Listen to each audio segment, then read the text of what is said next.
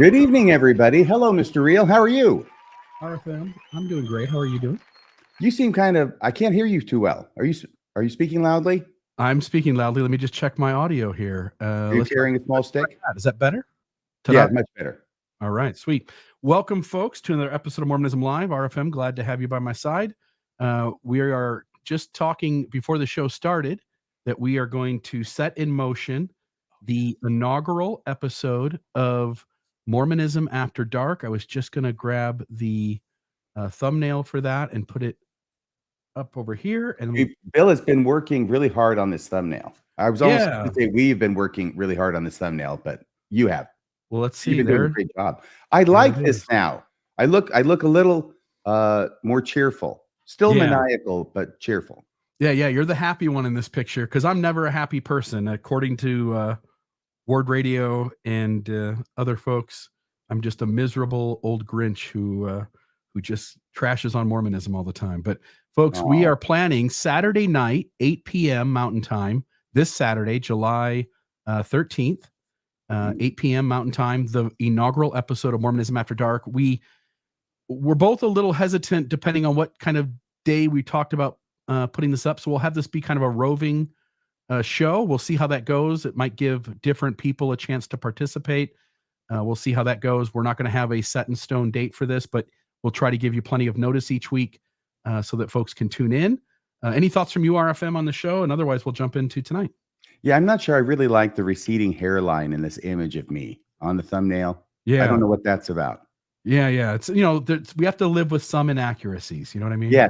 And we have to also live with the individual, brilliant though he may be, who created these. What do you mean? Talking about our guest, Jonathan Streeter, right? Didn't he make these? Oh, yeah. Streeter about, Street. I didn't know if you're talking about the thumbnail or what we talking about. So about 3 months ago, Jonathan Streeter, let me bring Jonathan on. Hi, Jonathan. Did John, you call you brilliant? You put out that header image with all of us sort of post-Mormon or Mormon social media. Yeah. And so I told you those were really cool. And I asked you for a favor if you would create a bunch of Radio Free Mormon and myself. And we've been having a lot of fun with them. We've used one of them for RFM Shakespeare podcast and whatnot. But these are really good. I think they capture sort of the spirit of us really well. So I have a style I haven't shown you guys yet where I've taken the, those, Arnold Freeberg paintings of the Book of Mormon. Yes. And there's some fun images with like John Dehlin working at a laptop, but he's dressed like Moroni and it looks very Arnold Freebergian. And it's a lot of fun. Maybe we'll get some of those. Yeah, make sure you send us a few of RFM and myself.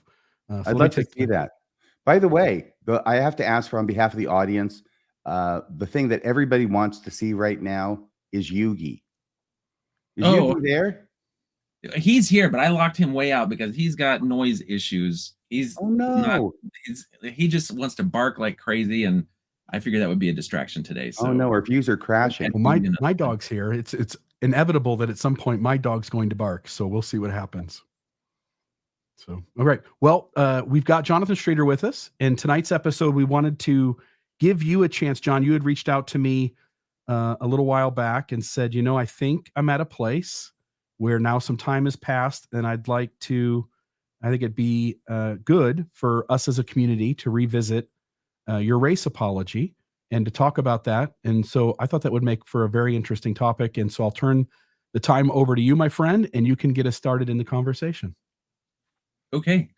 Well, I think just as a preamble to this discussion, anyone who was around 2018 who got to see either from inside the church or outside the church the discourse around the release of this fake apology knows that it's really controversial. It sparks a lot of really strong emotions, and those strong emotions fall in line with some of the cancel culture sort of things that you'll see pop up around certain strong issues where there's no ifs, ands, or buts. You have to have the right view on it in one particular way or the other. And then it gets so strong where even there was a period of time where people were popping up saying Streeter's a hot potato. And that means that if you're friends with Streeter, then just the fact that you're friends with Streeter and he did this thing could be a problem. And so I ended up actually getting a lot of people who I respected, who I was previously very friendly with, unfriending me.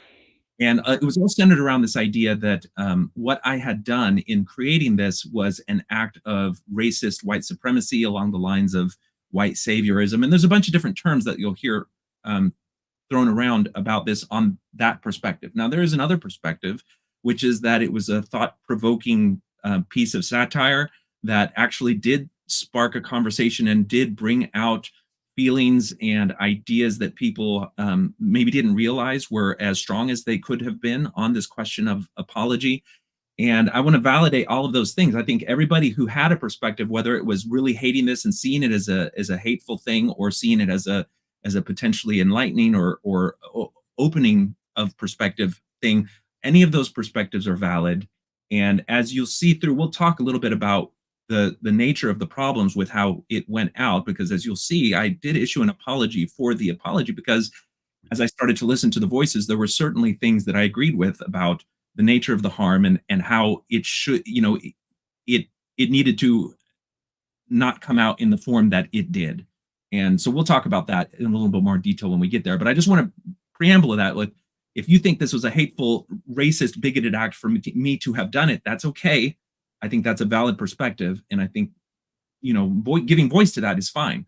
And what I want to do in this conversation is really just step back and look at some of the historical precedents for this question of apology, as well as the race issue, as well as activism, and then look into a little bit of what actually were the bricks that went into building the apology in the first place. Was it just something that was just a trite piece that just went out without any thought, or was there actually considerable thought put into the structure of it to make sure that it would be as compelling a case as possible? And I think as we get to it, part of the problem with the apology was that it was so convincing that it was perhaps accepted in a way that if it had been just a trite piece, it wouldn't have been. And the reason it was so convincing is because it had touched on all of those different things. And I want to go through that step by step tonight. So if that's okay with you guys, that's kind of where I want to go with this. Any comments or questions at the onset?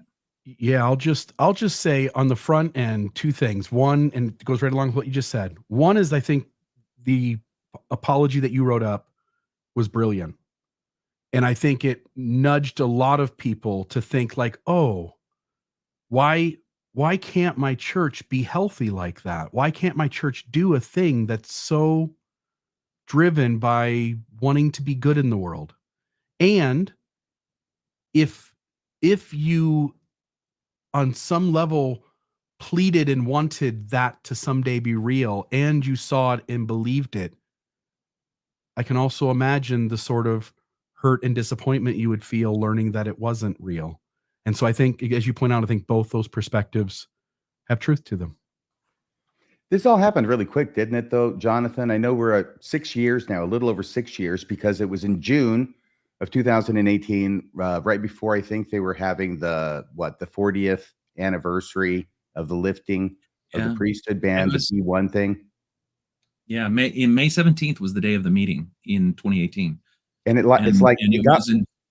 your fake apology got released and blown up the same day. I mean, it didn't last long, did it? Exposed, no. Is what I mean by blown up. Yeah, exactly. And we'll talk a little bit about the timing of things, because there was thought put into that as well.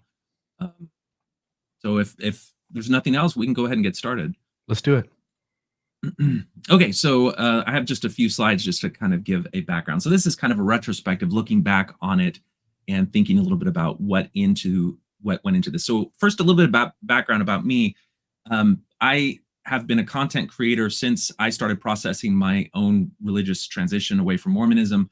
And the issues that were important to me included, yes, things like polygamy and the Book of Abraham and those factual things, but it also included the question of race. And so I had already done a fairly extensive digging of my own research and publishing my own thoughts and my own perspectives on the blog, Thoughts on Things and stuff. And so I had come into this discussion with some of my own thoughts and some of my own experiences, which include my experiences growing up. My mother was born in Mexico and is Mexican, and she was a convert to the church. My father was an American pilot, met her when he was in pilot training at Del Rio.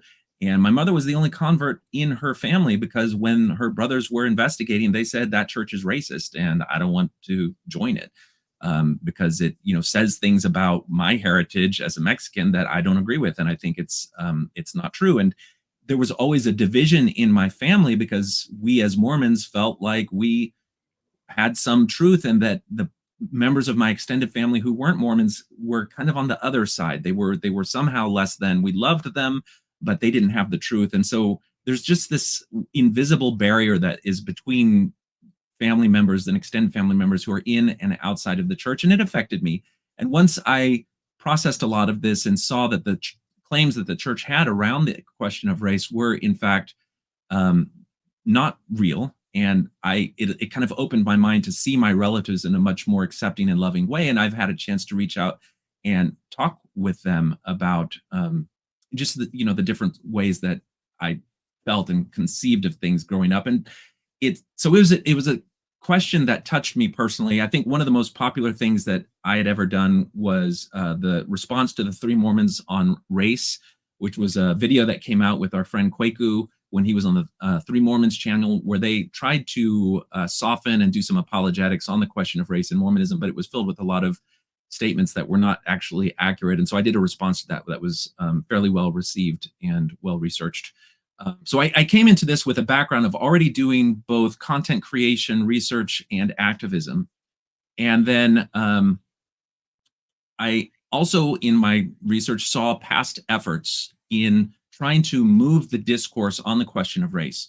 So a couple of the past efforts include Mormon High Priest Douglas A. Wallace, who went ahead and baptized a Black member of the church in a swimming pool as a provocative statement of activism in 1976. His act was publicized and he was later excommunicated for doing this. And he was trying to be vocal and trying to do things to provoke a reaction to get people to pay attention to, hey, the fact that we're restricting Black members of the church from priesthood ordination is an issue, and that there are white members of the church who are open to this. So in him both baptizing and then ordaining to the priesthood a Black member of the church when the church officials themselves say it's prohibited was his act of protest in trying to break open that barrier. And I think some people certainly in the church would say that's not the right way to go about doing it. If you want to see that kind of change, then you want to have conversations and perhaps ask for things and go through the proper priesthood channels. But a lot of people at that time were feeling like those ways of trying to promote change were not producing any fruit. And I think you can look at some of the in-depth books that go into the history of behind the scenes and see that is the case. A lot, even though there were discussions being had, change was not forthcoming. Another dissident was Byron Merchant, who was a scoutmaster, and the church was so enmeshed with Boy Scouts that positions in the Boy Scout troop were part and tied to priesthood positions within the quorum. And what this meant was that if you had a Black member of a scout troop, he was not possible to be a leader within the troop because he couldn't hold the priesthood, and those were tied together. And the NAACP sued, and he supported the NAACP as a member of the church. And the church did not like that. He, in his efforts to bring attention to these issues, was one of the first people in the modern era to stand up and vote opposed at General Conference. If you look at the October 1977 General Conference, in the unedited audio, you can hear that after N. Eldon Tanner is looking for opposed votes, and he says that the votes are unanimous, then somebody says, well, did you count my opposed vote? And that's Byron Merchant. He was subsequently excommunicated for these acts. So there are people that are doing provocative things that step outside of the realm of politeness in order to bring attention to an issue that they felt passionately about, that, worked on their conscience, and that felt that there was some role for them to play in trying to elevate a different perspective on these questions of something that was very important. So this guy got excommunicated for voting no when he was asked if anybody had a no vote? That was the reason that he said that was brought up in his excommunication court. Wow. Was his dissent in General Conference. And back then, when there was a dissent in General Conference, they would take you aside, and it was, I think, just a few weeks after that. And you can do Why? some search for the name Byron Marchant, and you can find some details about that. If that's true, why ask for dissenting votes if you just sever anybody who does? They'll stop asking for that shortly, I predict. Well, and then the question comes, they've already kind of softened it where they say, well, if you vote no, just speak to your stake president. So it's no longer a thing there. Now, we did have recently, Crystal Legionnaire did something similar saying, stop protecting sexual predators. And they escorted that individual out and then subsequently pressed charges on them for, I think it's disturbing the peace or something like that. And so there were consequences for it. So that's how they've been able to maintain order. As we move along, though, we see something more recently, and this is the one that really first touched my heart on the question of apology.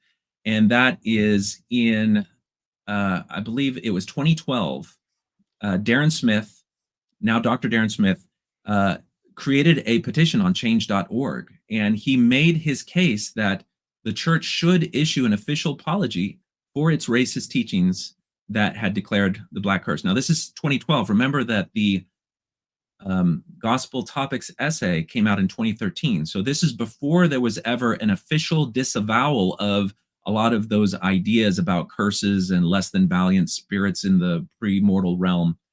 In his petition, he said, our goal is to get the Mormon Church to apologize for its racist actions and teachings, just as other faith-based traditions have apologized. This is necessary to disprove the prevailing notion that God, quote, had his reasons, close quote, why humans denigrated and discriminated against other human beings based on race. When the church refuses to give an apology, it leaves its millions of members left to question whether this really was God's will rather than human racist actions. And that last statement about whether this was God's will rather than the flaws of humans becomes very central as we move along. But this really sparked the idea for me that this is something that's important. His petition ended up having just over 1,000 signatories to it. After several months of circulation, it didn't gain much traction. Darren went on to co-author and author several books on the question of race from many different aspects, and you can find some of his work on Amazon, and he's given a number of interviews for this as well. And he'll play a role as we get to the apology itself, because he and I were friends, and this was a collaboration between us. Next is, if you are exploring the question of apology, like how important is apology? Does apology really help? What really matters are actions. And I think there's some truth to that, but people in social psychology have managed to find ways to structure experiments and to try to measure the importance and necessity of apology in reconciliation between either individuals or groups of people. And if you just search for research on the power and importance of apology, you can find several people that have published on these things. So an apology becomes not just a good idea, but something that actually is a powerful means of reconciliation and healing of wounds. And I think anyone that has explored this question of race in Mormonism will see that there are wounds that are in need of healing. And so it's like you have this bandage, this medicine that has a proven record of healing and help, and all you have to do is draw upon it and use it, and it's something that the church had yet to do. It doesn't mean that the church hasn't taken any steps, but it's one of the most powerful, and some people say it's absolutely necessary if you're actually going to have reconciliation. And I think it's knowledge of things like this that were important in driving Darren Smith to issue his apology. He also mentions that other faiths have taken steps towards reconciliation that included apologies. And if you search online prior to the 2018, you'll be able to find that the Episcopalians, the Southern Baptists, and I think the Anglican Church or the Church of England, each of them have confronted and wrestled with their own complicity in the era of slavery, when scriptural justifications were used to separate one class or subgroup of the human family from another in order to justify slavery, and issued apologies and held commissions and took substantial actions to try to confront and reconcile with their history. So it's not just that people were saying, well, the Mormon church should do something that no other church has ever done. This is something that a lot of churches were doing in trying to mend the wounds of the past. And so it's something for which there's good precedent for. Hey, Jonathan, can I Mhm. suggest maybe I could take your analogy about the wounds a little bit further? If you get your arm broken, you can put a cast on it. You can do all sorts of things that you need to do for a broken arm. But if you don't set it first, nothing you Mm. do after that is going to make it right. And I would liken the apology to setting the arm Yeah. before you do all No, the treatment so that it will grow back. Well, it'll grow back. It will heal correctly. yeah. No, that's a brilliant analogy, and it mirrors something that we'll hear later about cracks in the foundation of the church that are important to go back and repair, so that everything that is built upon it, it has that measure of healing. So we have in 2012 Darren Smith and his initial attempt to spark a discussion about apology. And then we have 2016, where Juliana Vegas Hawes issued an op ed in the Salt Lake Tribune, where she listed a number of things that she had learned and accepted in her own faith journey. And one of them was the importance and the need for an apology on the question of race. Her quote in this article is, "Until the LDS leadership openly and publicly apologizes for the hurt that they have caused to women, Blacks, and LGBT members, I can no longer take the leaders seriously. Not only sincere apologies are needed, but reparative actions such as diversifying the leadership should also take place." So if you're an outsider to the church, then you read a statement like this and you'll say, well, of course, that sounds like, a lot of organizations have to wrestle with their past and take reparative actions. That's very reasonable. If you're an insider to the church, you say, well, this is somebody who is speaking and kind of holding their own opinion, their own views above that of the brethren. They're out of line, out of step. They shouldn't be doing this. And indeed, if you look in the week after this op-ed was released, a member of the church says that the op-ed should not be a place for people to vent their own personal frustrations towards the church. And there's a little bit of pushback against her.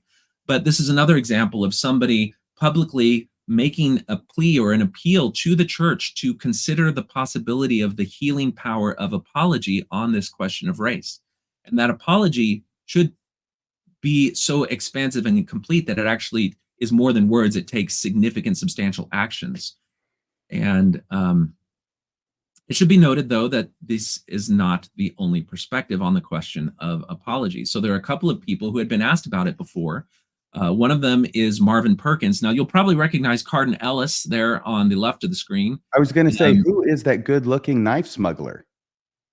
No, Cardin, he's before Midnight Mormons, he was like a video producer guy, and he had worked with some of these people. And Marvin Perkins is a good friend of his.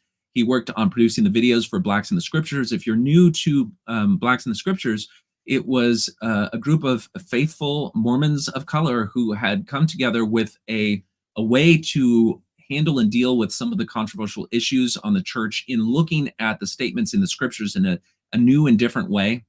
Seeing things like skin of blackness as an idiom that referred to spiritual darkness rather than the skin color. And it gave them a way to look at the scriptures in a way that brought meaning to them and reconciled some of the questionable issues on race. And they also did some great work in bringing some of the stories of early Black Mormons, particularly ones that had received the priesthood under Joseph Smith, and how that the narrative about race changed in early church history, just to give people a full perspective about that. But Marvin Perkins was kind of like one of the most powerful voices in this project. And there was an article in the Salt Lake Tribune where he addressed this question of apology. And Perkins doesn't think that Blacks need an apology, but added that white members do. They quoting Marvin saying, "An apology benefits the person giving it," he said, "more than the ones receiving it." So he didn't think that there was, that Blacks necessarily needed an apology, but he felt like it was something that, perhaps white people needed just to ease their conscience. There's another individual, Robert J. Foster, made famous as the first BYU student body president who was Black, had given an interview on Trib Talk where they were discussing reasons behind the Mormon priesthood ban. And on the question of apology, he said, "It's something that folks have been mentioning, is an actual formal apology. Again, I'm not 100% for that." So he was, equivocal on that. He didn't think that there was much power in that. And I think there's something to be said for some people saying that apologies, when so much focus is placed on the verbal or written form of apology, maybe you're losing focus on the actual actions that can be taken. And so I think there's something to be said for that perspective, because you don't want something to just be lip service. And if you look at the history of, for example, the Southern Baptist Convention, there people have said that some of their apology was just lip service and that some things did not meaningfully change from that. But that's a dialogue that is ongoing in each tradition of faith. And I think people aren't going to lose sight of the fact that the actions have to follow some of these apologetic statements. So we have another differing opinion on the question of apology, this time from a church leader himself.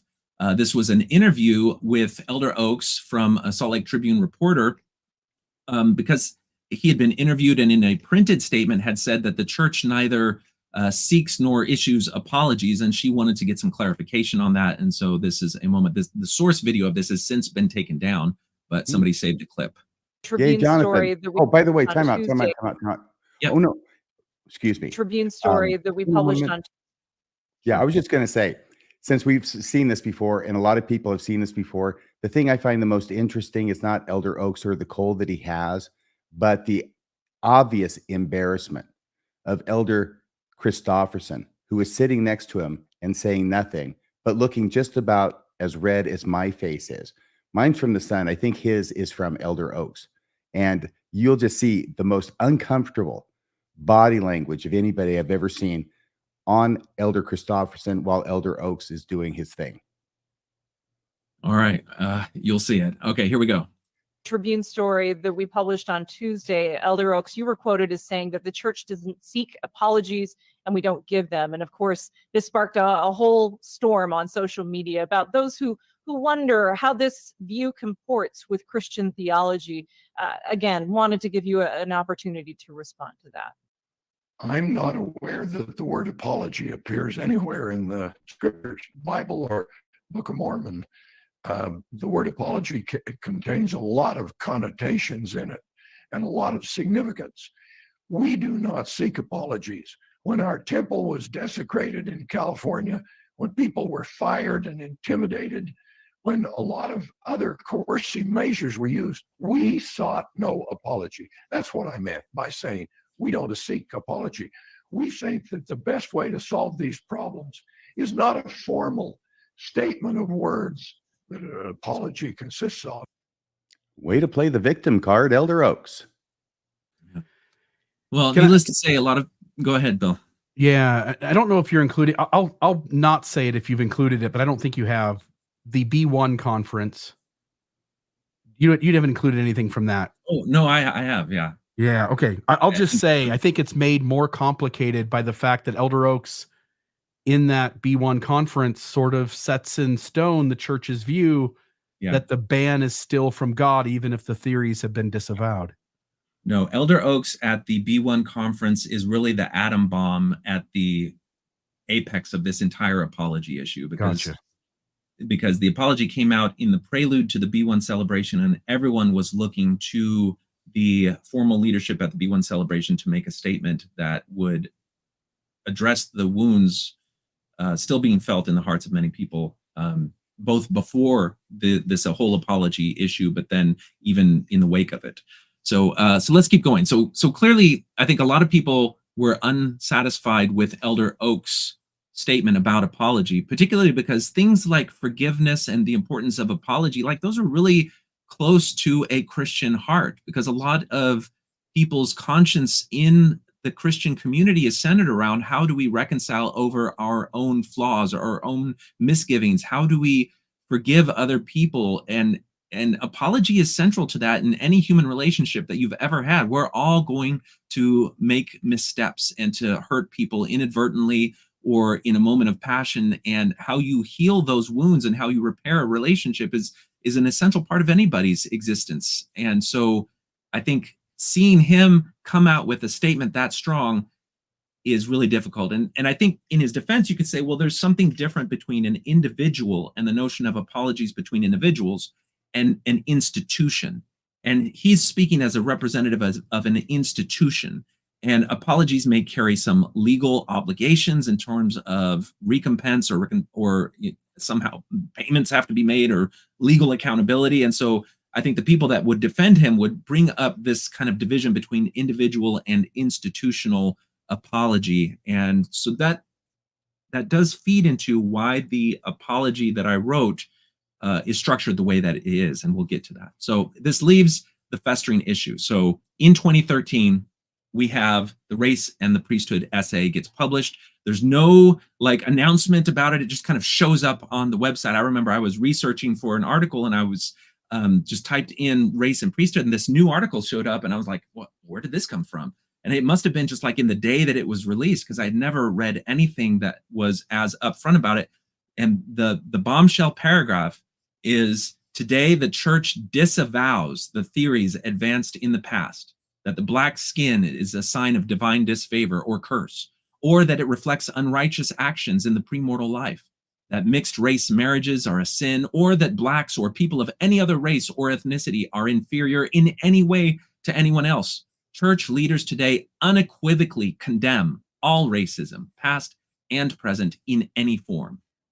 That's a powerful statement. You know, it's direct, it's unambiguous, and I think that was something that people really wanted to hear and needed to hear, because, you know, there were interviews in the wake of Mitt Romney's run for president. There was I think a Professor Botts is a BYU professor that they interviewed, and they asked this race question, and he brought up some of these things about Les Valiant. Mm-hmm. And that was 2012, the year before. Yeah. And so that was like a national stage, major headlines, that these lingering, festering wounds on the question of race were still in the hearts of many faithful, good Mormons who just had not yet seen a strong disavowal and statement like this. So this is really powerful, but these reasons, this is not disavowing the ban. This is disavowing the theories for the ban. And that open hole about, you know, there's still this question of, was the ban itself wrong, is important, because, you know, regardless of the reasons, was the ban of God? Because essentially what we're saying is that back in the time of the ban, where it was a priesthood and temple ban, that you could have put a no Negro sign, just like in the era of segregation, where they had signs above different restrooms and water fountains and segregated public spaces. Well, the temple was just like that. And it doesn't matter what the reason was, because the restriction, the ban itself was a curse. And so it doesn't matter what reasons you're going to have. And this is a question that I don't know if the church leaders realized still was lingering in the hearts of people, but certainly the people felt it still. And so it's something that an apology could incorporate an answer to this lingering question that remains, as what I structured in the apology, as a festering wound under the surface on the question of race. Can I just add? Go ahead. I just want to add here. Can you go back to the gospel topic essay? This really is, again, I'm not trying to do any sort of bait and switch with your fake apology, but this really is the first fake apology. And because this is a carefully worded statement by the church, which is meant to give the impression that the ban is wrong. Like, they don't really want to speak to it directly at all. They're avoiding it. And they're giving the feeling, when I read this, when you read this for the first time, when all of us read this for the first time, we thought the church was telling us that the ban is being disavowed. That because the theories behind it are the reason the ban was in place. When you go back and read Brigham Young in 1852, it becomes crystal clear that it's these kinds of ideas that make this opinion in his mind. And so when Elder Oaks stands up at the B1 conference, it was sort of like, when I heard that, I was like, oh, like, are you, whoa, wait a minute. Like, you just had the 2013 gospel topic essay where you disavowed all the racism of the past. And now you're still saying in some way that God saw people of color as less than Caucasian people. And you just said something that deeply countered the thing you did in the gospel topic essay. And then once I heard Elder Oaks in the B1 conference, I then look at this thing here, and now I go, oh, I see what you were doing. You were trying to trick everybody. That's an excellent observation, Bill. I was going to take it down that same path and just a little bit off to the side and say, if you're actually going to cross-reference and try and make sense of the 2013 paragraph here that Jonathan Streeter put up. The church leaders today unequivocally condemn all racism, past and present.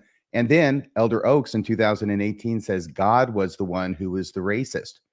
The church leaders have now condemned God. Yeah. And that rightfully seems like so. that seems like a normal thing that Mormonism does on the regular, which is to, if there becomes a problem, to choose between a prophet effing up and God doing something really unhealthy and mean-spirited. Mormonism will choose to have God be unhealthy and mean-spirited every time. Yeah, well, when you take divine morality as your moral framework, where something is moral because God does it, and that's the thing that defines it as moral, then you have kind of a loophole for any of these things. Yeah, Abraham was just a crappy dad who blamed it on God. Oh, that's the power of the Abrahamic tests. Yeah. Yes, the Abrahamic sacrifice. Yeah. If you had kids like mine, it wouldn't be a sacrifice. Okay, so let's move on now. So we've kind of set the stage. We've seen how some past activism has happened. We've seen that there's this impulse that people really feel a yearning for an apology. It's not everyone. Some people have not even considered it. There are many people who've just put the question of race behind them, even people of color who've said that we are looking for it, as the church wants us to do. And yet there's still people who, even, I think there are the people who are directly affected by this, in that they are still hearing some of these ideas thrown in their face about why the ban existed. They are people of color who are trying to live in the church, and they get confronted with some of the racist things that happen, that are given kind of a life by there not being a disavowal of the ban itself, because members would think, well, God had a reason for the ban. Maybe these other theories were wrong, but there's some reason for it. And so it justifies maybe not treating people in a way that you would treat if that question was never even there. But then in May 14th, 2018, it was published that the leaders of the church are going to meet with the NAACP national officers in just a few days, in like 3 days. And I come across this article, and it sparks an idea. What if the church were to take this opportunity, an unprecedented meeting between the top leaders of the church and the top leaders of the NAACP, and take that historic moment and do something that was unprecedented, that really would make a mark, something that would be powerful and would take all of the yearning, the spiritual yearning that people have for the healing of an apology, and have it come together at this moment. And so I thought, well, if I could somehow, I'm hoping that they'll do this, but I really doubt that they would take the moment to do that, because they just don't have the track record of doing something like that. But what would it look like? And if there was something else that happened that that kind of made this even more powerful, and that is that just a few months before this, Thomas Monson died. And if you remember, the New York Times wrote an obituary, and in their obituary, they kind of made a new, they kind of attacked and disparaged his character, used his obituary as a chance to make a political statement against him and the church. That's the way church members saw it. Outsiders would just see the obituary as citing facts about the time that he spent at the helm of the church. But it was hurtful to church members because it wasn't as favorable as they wanted to hear, the voice of the New York Times talk about their beloved prophet. And so a petition was made on change.org. And within like 3 days, it got almost 200,000 signatures to the petition. And so, clearly people are willing to take public action, to be activists when it is in the favor of the people in the side of the church. And compare this to Darren Smith himself, having been in the church and been subject to racist things at the hands of church members, believing these false ideas, wanting for the church to do that. 1,000 signatures after months, if not years, before the petition closed. And so there was, there's clearly a disparity there. There's room. And what about satire or parody? This idea of creating an apology that the church might have issued and making it look like the church issued it.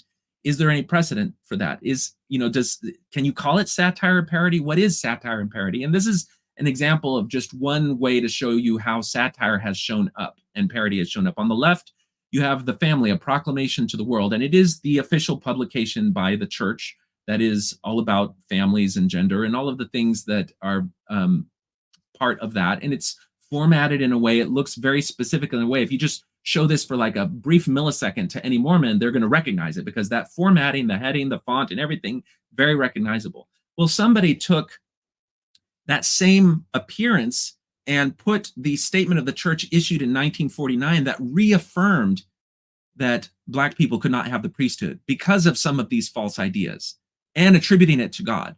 And they called it the Negro, a proclamation to the world.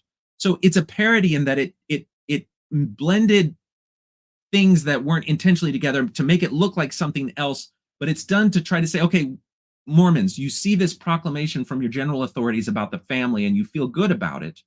What if you saw those same general authorities issuing the same proclamation with the same letterhead, but it's about this thing that now is a blemish?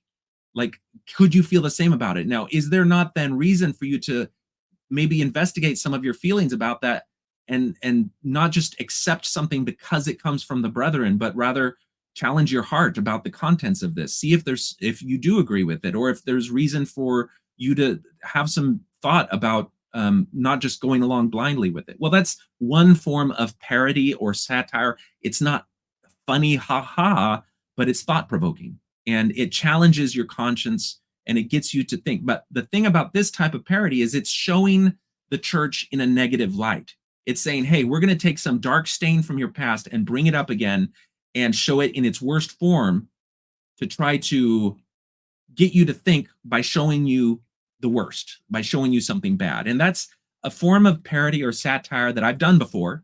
You know, in my writing about anti-miscegenation, I was able to find words and writing from clearly racist things, whether it's the KKK or the writings of Adolf Hitler, but then they mirror with the focus on anti-miscegenation that you can find in passages in the Book of Mormon. And to match that with the parody of the people raising their hand, as in Nephi here, just to make a visual punch that there's some similarity here that should make you feel uncomfortable, and then you should investigate that. Again, this is parody or satire that is taking and showing bad things to get you to challenge your conscience.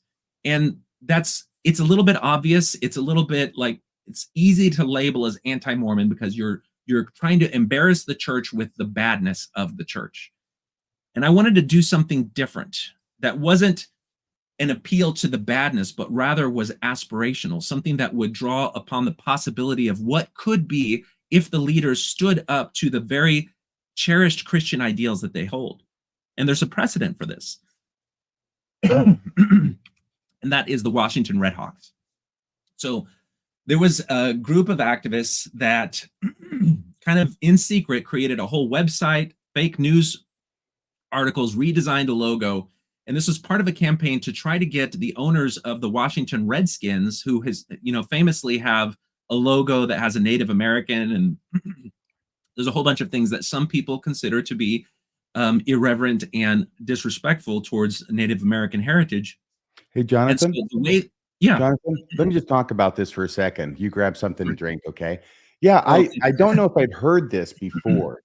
Maybe I did, maybe I didn't, but I thought it was really interesting. Of course, we all know that the Redskins, the Washington Redskins, they went for this time period where they didn't have their mascot anymore because they were in a state of change, right? And it was just a big W for Washington. And then they finally came up with the Warriors or something like that. But apparently back when they were having this issue, there was a fake that went out that announced that actually they had chosen a new name, and it was the Red Hawks instead of the Redskins. And they even have a hashtag where it says a mascot everyone can cheer for. Hashtag Go Red Hawks, which unfortunately also spells Gourd Hawks. And then WashingtonHawks.com, fall 2018. In a time of deep divisions, football has always been and always will be a great unifier. Under the values of courage, commitment, and achievement, the Washington football team is proud to announce the Washington Redhawks. Yeah. And in addition to this post, they also created a mock-up of the actual Redskins webpage that drew upon the color scheme, the format, and everything. So it looked like it had been a rebranded page. They had pictures of the new logo on football helmets. They created fake Sports Illustrated, NBA, and other news pages and tweeted them out to get people to consider the possibility. Like, would a change like this be seen as a positive thing, or would it be seen as a negative thing? And to get people to just consider something in a positive light rather than focusing on negativity and criticism. Now, there's always the gap between these positive visions of the future and what actually exists that creates a negative space that is felt in the comparison. But that's different from the sort of parody or satire that tries to portray everything in the most negative light. Okay, and it did spur a response from the official Washington Redskins, and so they had to issue a tweet with their actual logo saying, "This morning the Redskins organization was made aware of a fraudulent website about our team name. The name of the team is the Washington Redskins and will remain that for the future." So, by which they actually meant for the present. Yes, but it was different. It was a different form of satire and parody, a different form of activism, because it was aspirational. It was, hey, this is something that you could consider as a positive change along the lines that people have been encouraging. Now, not everyone agrees with this change. In fact, there are significant numbers of Aboriginal Native Americans who say, actually, we like the fact that this team is honoring the people that are part of the logo, and we consider it a good thing. So there's different opinions on both sides of this sort of thing. But the point of bringing this precedent up is just to say that there's different forms of activism that employ parody and satire that aren't necessarily funny, ha-ha, but also aren't necessarily just trying to depict everything in the most negative light, but there's an aspirational kind of what could be sort of way of approaching these issues. And that's where we get to the apology. Okay. So I saw that article on the meeting with the NAACP? Yeah, on the 14th, and was able to get a website together and get everything ready within 3 days to have this up. So I am going to unshare that particular screen, and we're going to switch now to the archive of the website. Can I just say, while you're doing that, when the announcement came out from the church that they were meeting with the NAACP, I thought in my head, like, and again, I don't know how things work behind closed doors and who scratches whose back or what kind of things happen. But it seems to me that the NAACP, in my head, at that moment, I was thinking there's no way they're going to do anything positive, beneficial with the church if the church isn't going to somehow step forward and suddenly do the right thing when it comes to its past position on race. And so I actually thought, before you did the fake apology, I literally thought they were going to apologize, that something would come out in that historic meeting where the church would go, once and for all, let us put this thing to rest. And Jonathan adroitly capitalized on that expectation. Yeah. Well, I think, these are ideas that I think are occurring to a lot of people. And so it in one sense, it primes people to accept what ultimately gets published as this apology, and it makes it where people are ready to accept it because it's something they have been waiting to and need to hear. And that both is why it was so rapidly spread and went so viral, but also why the wound and the hurt that is felt in the wake of realizing that it's not real is so deep. Okay, so I should have that screen shared up now. Okay, so I'm gonna let's see if we can make this a little bit bigger for the share there. Okay, so and this is before you get started, I just want to say we haven't put many comments up on the screen. There are folks who are watching, people of color, and obviously, Caucasian people and others. I've saved some of those comments. I want to make sure that those folks are very well aware that at some point here in the show, we will stop and go over some of those. Okay. I want folks' perspectives to be shared, specifically people of color. I don't think people notice. I didn't say this at any point in the show. Some folks in the chat, at least one person in particular, Dapper, I see your comments, says we should have had a person of color on in lieu of this. By the way, John, you recommended it. And I did reach out to Xandra and invited her on Facebook Messenger. I didn't have any other way to contact her, and it was sort of short notice. We sort of kind of put this together kind of officially in the last few days. I never got a response back from her. I think she just didn't see it. But I will, at some point in the show, we will stop and we will show some of these comments so that folks understand that there's some representation there of those perspectives. So please continue. Okay. All right. Jonathan, So I have a this question is for you. Yeah. Did you intentionally misspell the name of the church as a signal that this was a fake? Because that was the first thing Yeah. I keyed on when I saw this. Yeah. There were things like, everyone that knows that you've had a seminary teacher or someone say, no, the church there's a dash between latter and day. And so if the logo here, it removes the dash. If you go and look at an official dash, it's there. And the D for day now should not be capitalized. Just adding that. Yes. And so there's subtle things that, like here in the name of it, that are specifically and intentionally not correct. And this, once we get to like what was wrong with the apology, it was too subtle in its clues that it was not real. I wanted there to be a moment of considering that it was real, because I think that's really the only time that you can feel the disconnect from it. But it needed to be something where it was just a snap moment, and then you realize that it's not real. But it was just too subtle. It just looked too much like the real thing, and I think that was a huge part of the problem with it. And so we'll talk about that when we get to it. But when you hear people talk about the apology, they'll generally refer to just the statement from President Nelson. But this was conceived of as a bigger thing than that, because the statement from President Nelson was just kind of the last stone set in a structure that I had to say, okay, if this was going to be the apology, then I need to think about, what has the church taught everyone that an apology must have? And so you have things about, it has to be an acknowledgement of guilt. It has to be serious introspection and understanding of the depth of the harm involved. It has to be, a completely honest and humble statement of apology without caveat. And then it has to have some meaningful changes that are put. And I wanted to try to say, well, if, let's consider the whole things that the actions the church has been taking in the past several years to be part of a large project of apology and reconciliation. And so I conceived of, what if the church, you have the start of the whole thing with the rescinding of the priesthood ban. And then you have the key moment in 2013, October 2013, where President Uchtdorf says that there are things that church leaders in the past have done which were wrong. And that key moment there is an acknowledgement of guilt. And then 2 months after that, the Race and the Priesthood essay gets published on the church website.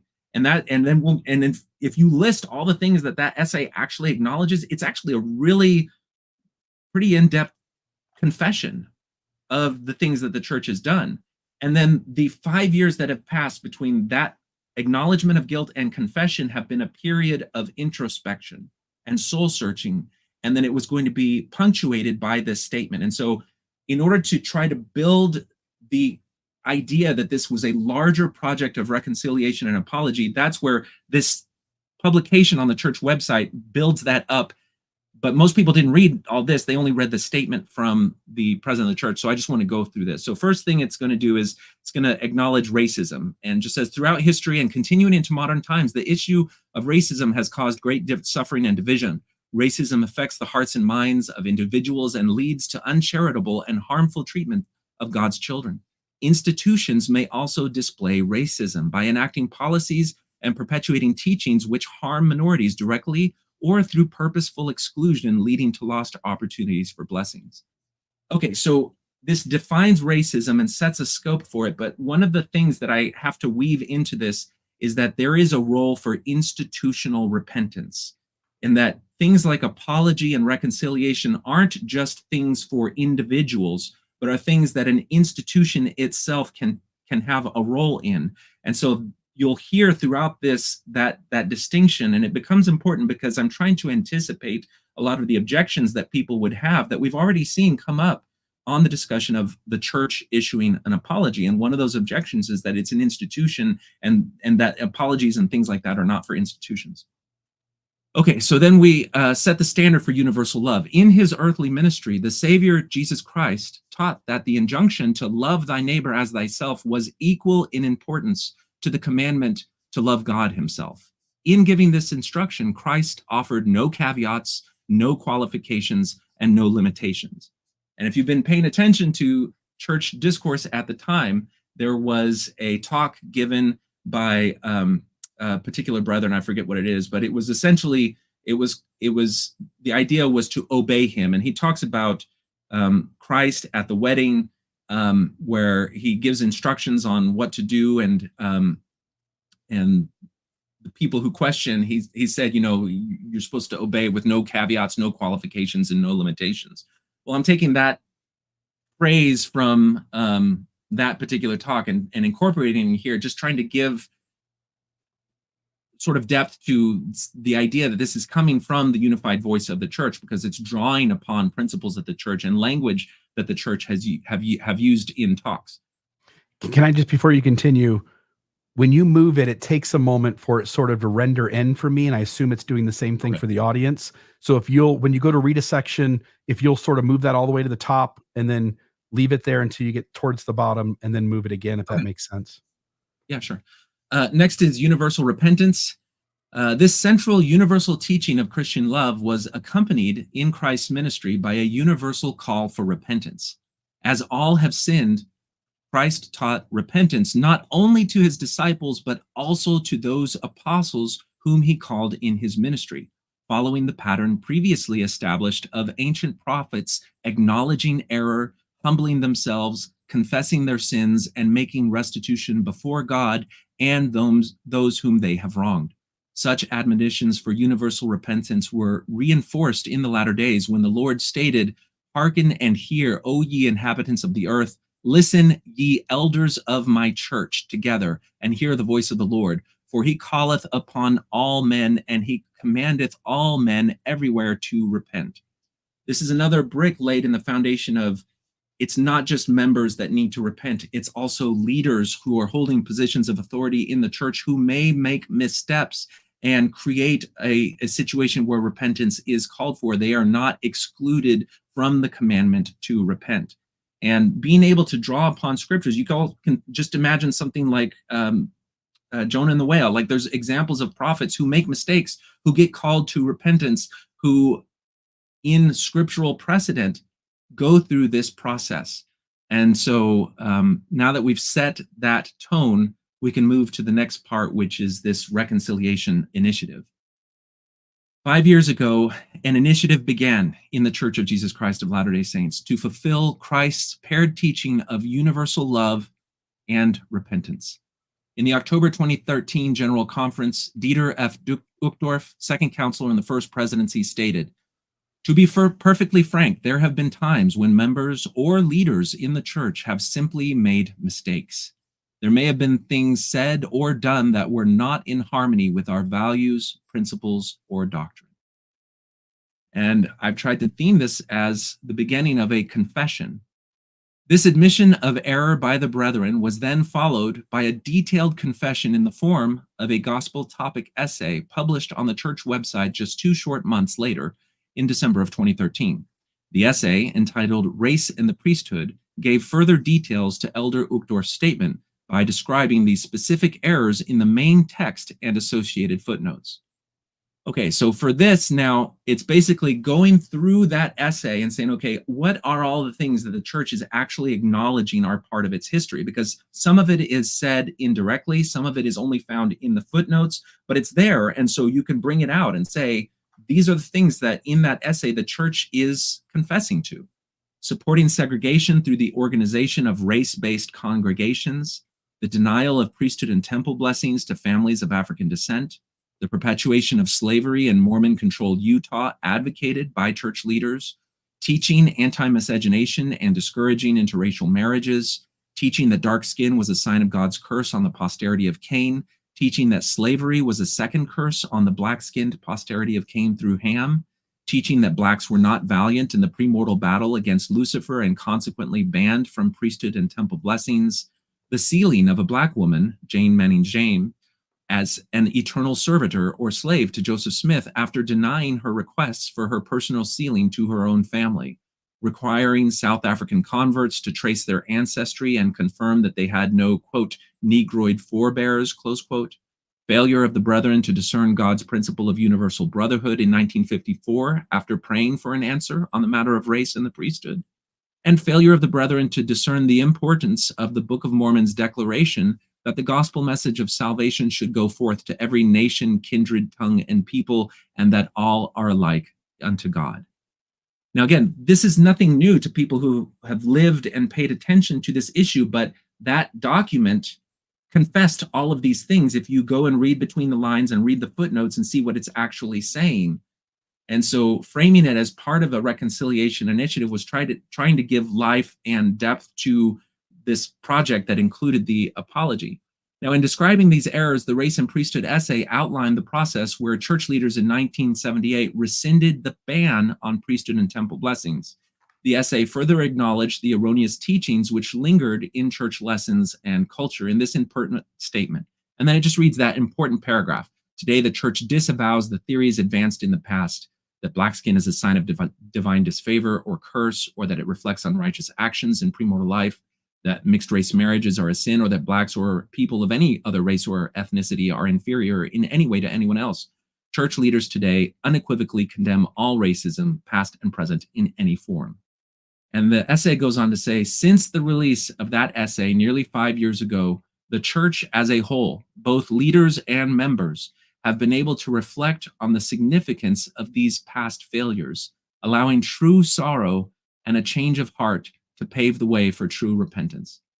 So everything up to this point is really trying to set President Nelson's statement as the apex of a larger project. And this was, again, my goal was to try to find, what would the absolute best apology that was the most complete and most comprehensive look like. And so that's kind of why it's been structured that way. Now, before we get to the apology itself, any comments?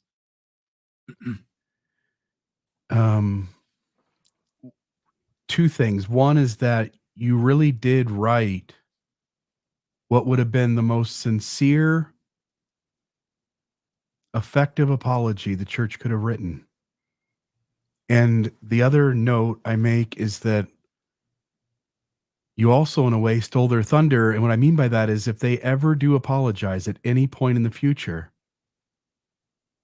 there's no apology they could write that would approach the apology that you gave on their behalf, sort of as this fake apology. And so at any point in the future, whenever they do, and then sooner or later they will have to, 100 years from now, 300 years from now, sooner or later, they will have to. And when they apologize, it will be something less than this. I don't know. The thing is that this was thrown together in 3 days, and I believe the church could come up with something that had as much power and significance. And the fact that it would be coming from an official source would give it power and significance far and above beyond anything of this. But the thing is, we've all been taught our whole lives in Mormonism how to apologize, how to ask for forgiveness, how to forgive. And so these things come as a natural extension of a Christian life in the Mormon church. So I believe the brethren could come up with something even more effective and powerful and meaningful than this. And certainly when you listen to some of the people responding about this, an argument such as you had that you made there, that the church couldn't come, but they don't care. They just want the official voice of the church to make a statement so that there's all the ambiguity that leaves space for people to consider something like this is gone. And the thing is, we haven't even gotten to the apology. Everything that has happened so far is what the church has actually done. There's nothing fake about what we've read so far, with the exception of the idea that it was part of a broader project of reconciliation that would now get to the apology. And so that we'll go ahead and get to that next. Jonathan? Thursday, May 20th. Yes. The reason the church will never, ever write an apology, if and when they ever do, that's better than yours, it's because they will not be able to resist cramming it full of self-justifications. Well, it's that impulse that, like, I when we get to this part of the apology, I think you're right. It's really hard to do. Even when we get to President Oak's B1 statement, you can see that impulse for justification is what prevents him from making a bold statement, and instead makes a statement that I think fell flat.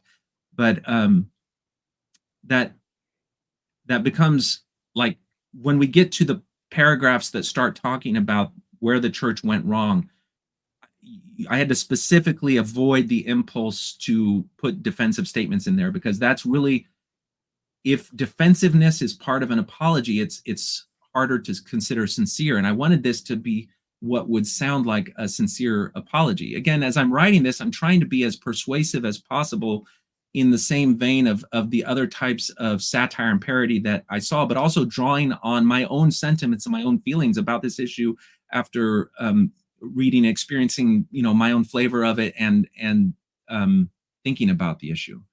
Okay, so let's continue here. Let me add one more thing, which is, in my last comment, I didn't quite expect that, but I got a little emotional, and it's because when I was 17 years old, this is the church I thought I was joining.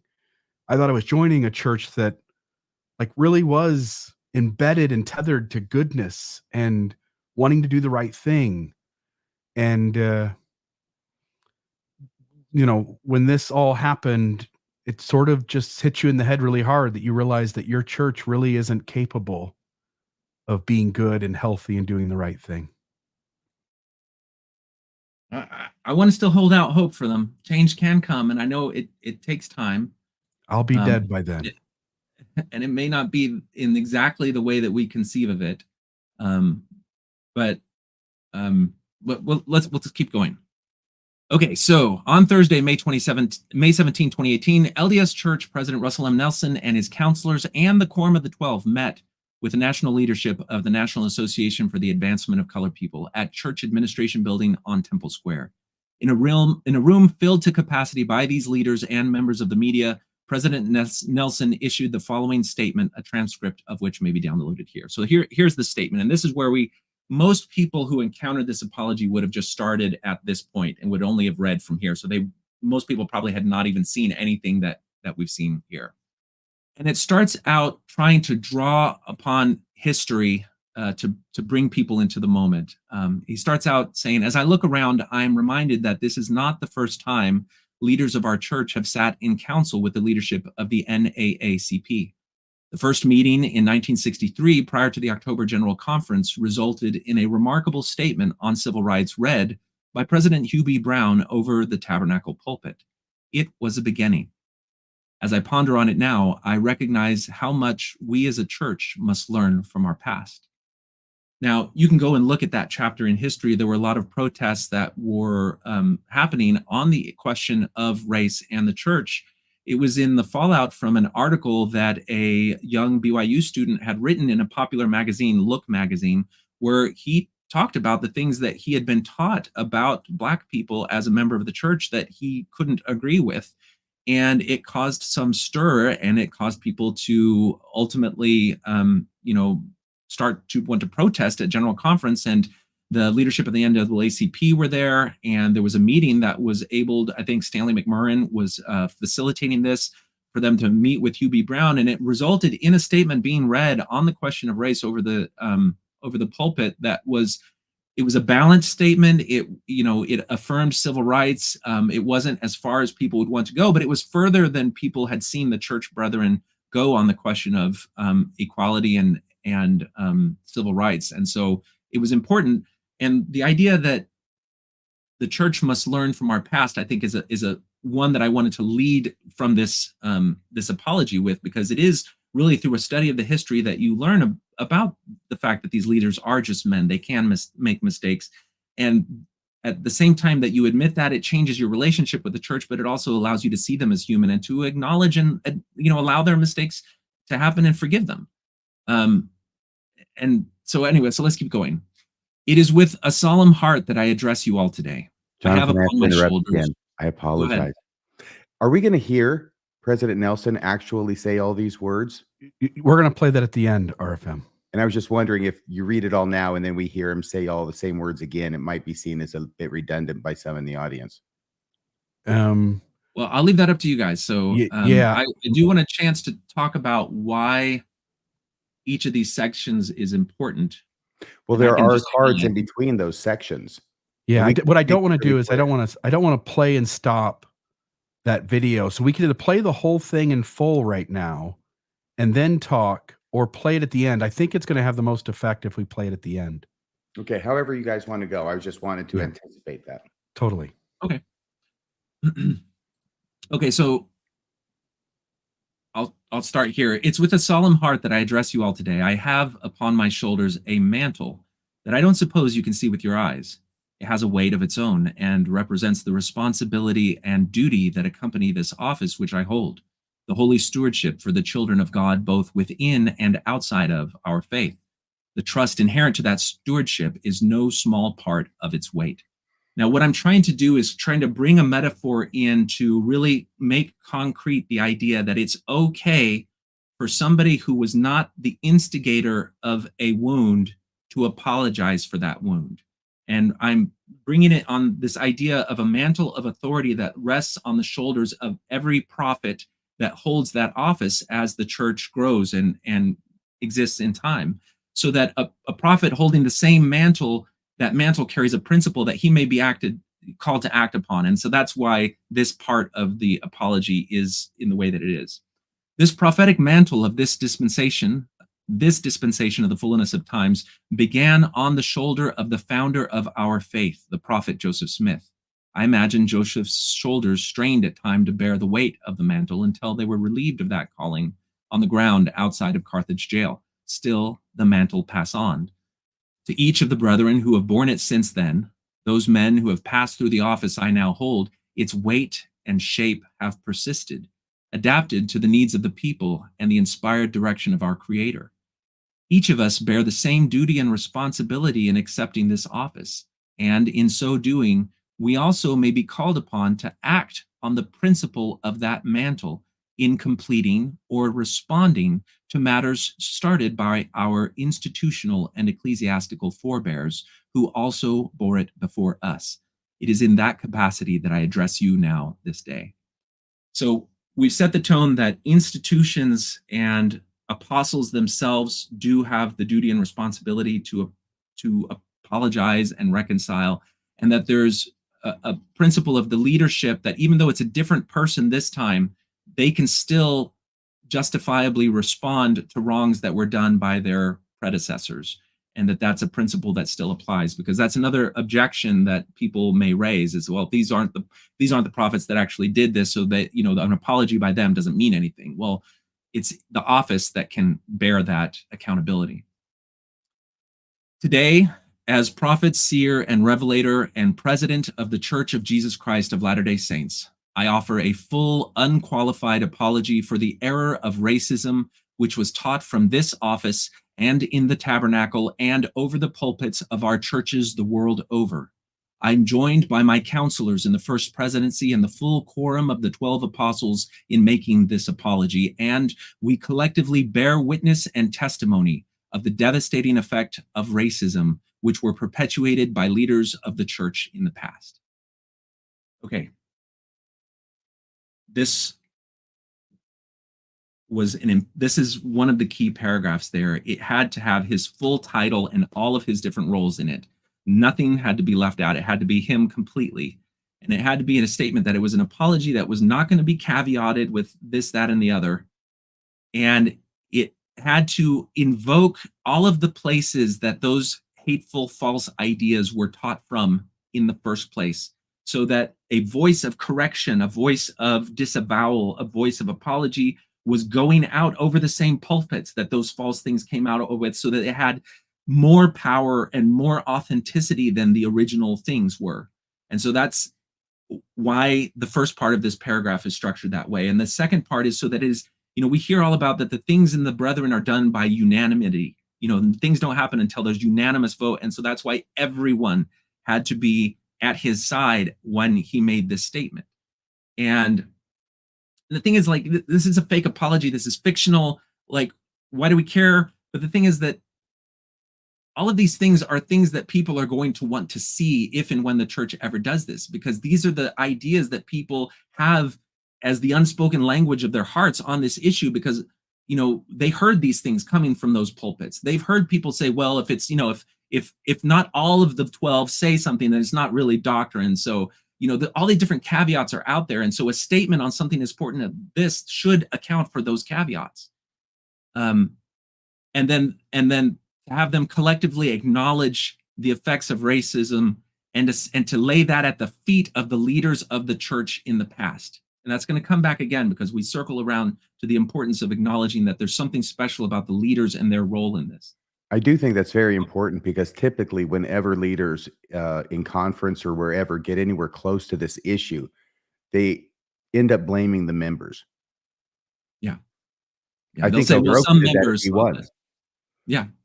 Yeah, he blamed the members for the racism. And it's also included in the Race and the Priesthood essay, where they say, you know, converts of the church brought some of their racist ideas into the church. So, okay, so now the next series of paragraphs are where it was important for there to be no defensiveness. And so the church, they need to actually identify very specific things that they did and acknowledge specifically that they were wrong. And when you hear people talk about reading the essay, these are some of the paragraphs that made people feel, I think, the most passionate when they read it, and it's paired with how much pain they felt once they discovered that it was not real. So it's a bittersweet thing. But I think if you consider in the future were the church to make an apology, this would be an important dimension of it. So let's continue. Institutionally in the past, we taught false and hurtful ideas about curses, skin color, and spiritual worthiness, and we were wrong. We taught false notions of white supremacy in civil and religious life, heinous ideas of pure white blood, and erroneously condemned interracial marriage, and we were wrong. We took it upon ourselves to interpret Scripture, to justify these false ideas, and closed our hearts and minds to the truth of God's love, even when it could be found in God's written word, ancient and revealed, and we were wrong. We hardened our hearts to the plain and simple truth of universal brotherhood and equality of all before God, and we were wrong. And in writing that and going through that, I'm thinking in my head of, you know, the various different articles that I've written where you have people like Jane Manning James, like Lowry Nelson, like Stuart Udall, people who had interacted with the leaders of the church, pleading on this issue, presenting the church with Christian truth on God's children and equality, and the leaders rebuffed them and reproved them for doing so. And so I felt like those were important things to acknowledge and include as part of this.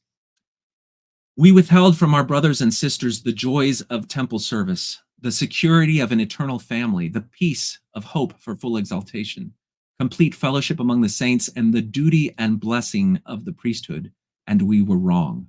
We operated in the political sphere and used our influence to fight against civil rights when we should have been on the front lines in defense of those rights, and we were wrong. We reproved good men and women whose hearts were enlightened and whose voices were raised to God for equality, and we were wrong. So that's acknowledging some of the things that when you do research into this, you'll see that church leaders were sending letters to Mitt Romney's father, George Romney, as he was going through a campaign for political office and was making statements in support of civil rights in the battle that was going at the time. And you have an apostle of the church writing him, telling him how he was wrong to do that.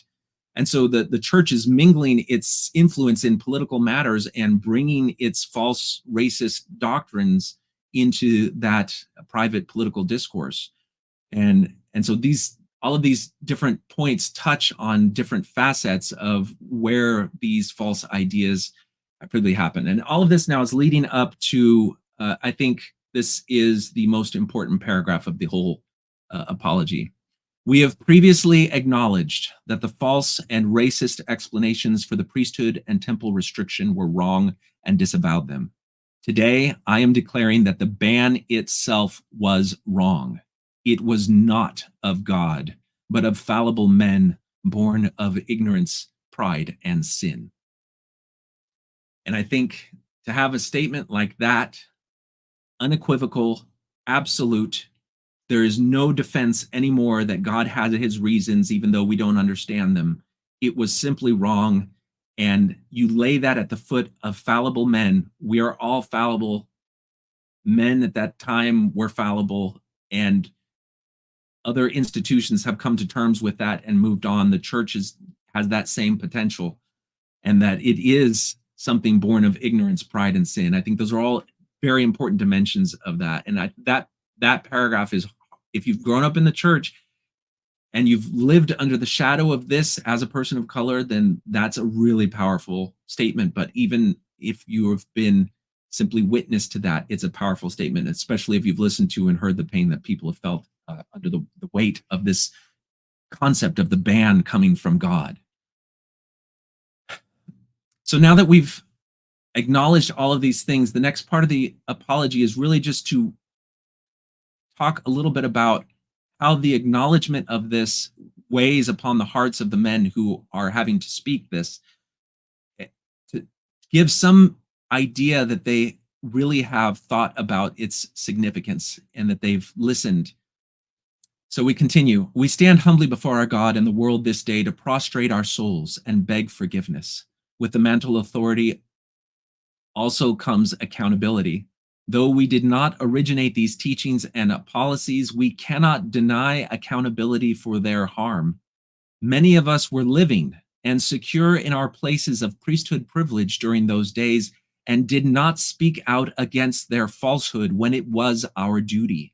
Each of us now feels the weight of institutional responsibility for those affronts to God's precious children. And this is before, keep in mind, President Oaks made his statement, because what President Oaks does at the B1 celebration is he acknowledges, yes, he was in a position of priesthood authority. He knew about these issues and he prayerfully considered them, and he received no answer. He got a stupor of thought. And the choice he made, and it was mind-blowing that he said this, but he decided to favor loyalty to the brethren over speaking out against these falsehoods. And this And is that also was in the this, principle. and this is also in the same talk where he acknowledges being in Chicago at the time and looking around and seeing the pain and anguish that this ban caused members of the church. Yeah. Yeah, and then that talk is a whole other conversation on its own, but it was, people had this in their minds as they were listening to him.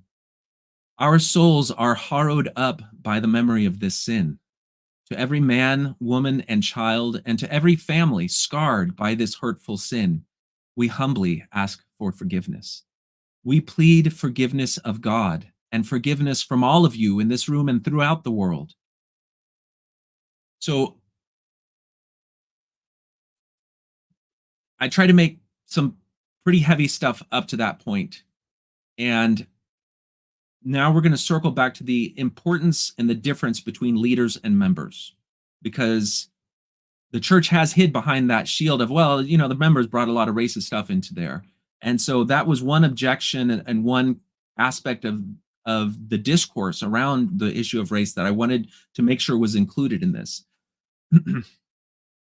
Throughout the scriptures, the Lord has called for his people to humble themselves and correct the error of their ways, the leaders most of all. Members may be faithful in following the teachings and instructions of their leaders, but if their leaders are in error, how much greater is their need for repentance because of their influence? Just as individual repentance is commanded by the Lord, so too is institutional repentance. And we, the prophets and apostles, must take the lead. We began our own institutional repentance in 1978 when the restriction on priesthood and temple blessings was removed. I learned as a surgeon how a wound which is not fully healed may fester, and I've come to see the principle true for our church. For us, this wound of racism has taken the form of lingering false ideas which have remained in the hearts of both leaders and members, resulting in cultural divisions which fester below the surface. Okay, so now we're moving into trying to get down at the root of not only do we have the ban that we have disavowed, but we also have statements, phrases, stories, and instances in the scripture which people have invoked as justification for the ban. And even if you disavow theories like dark skins and curses and everything, there are still aspects of scripture which could give fuel to that.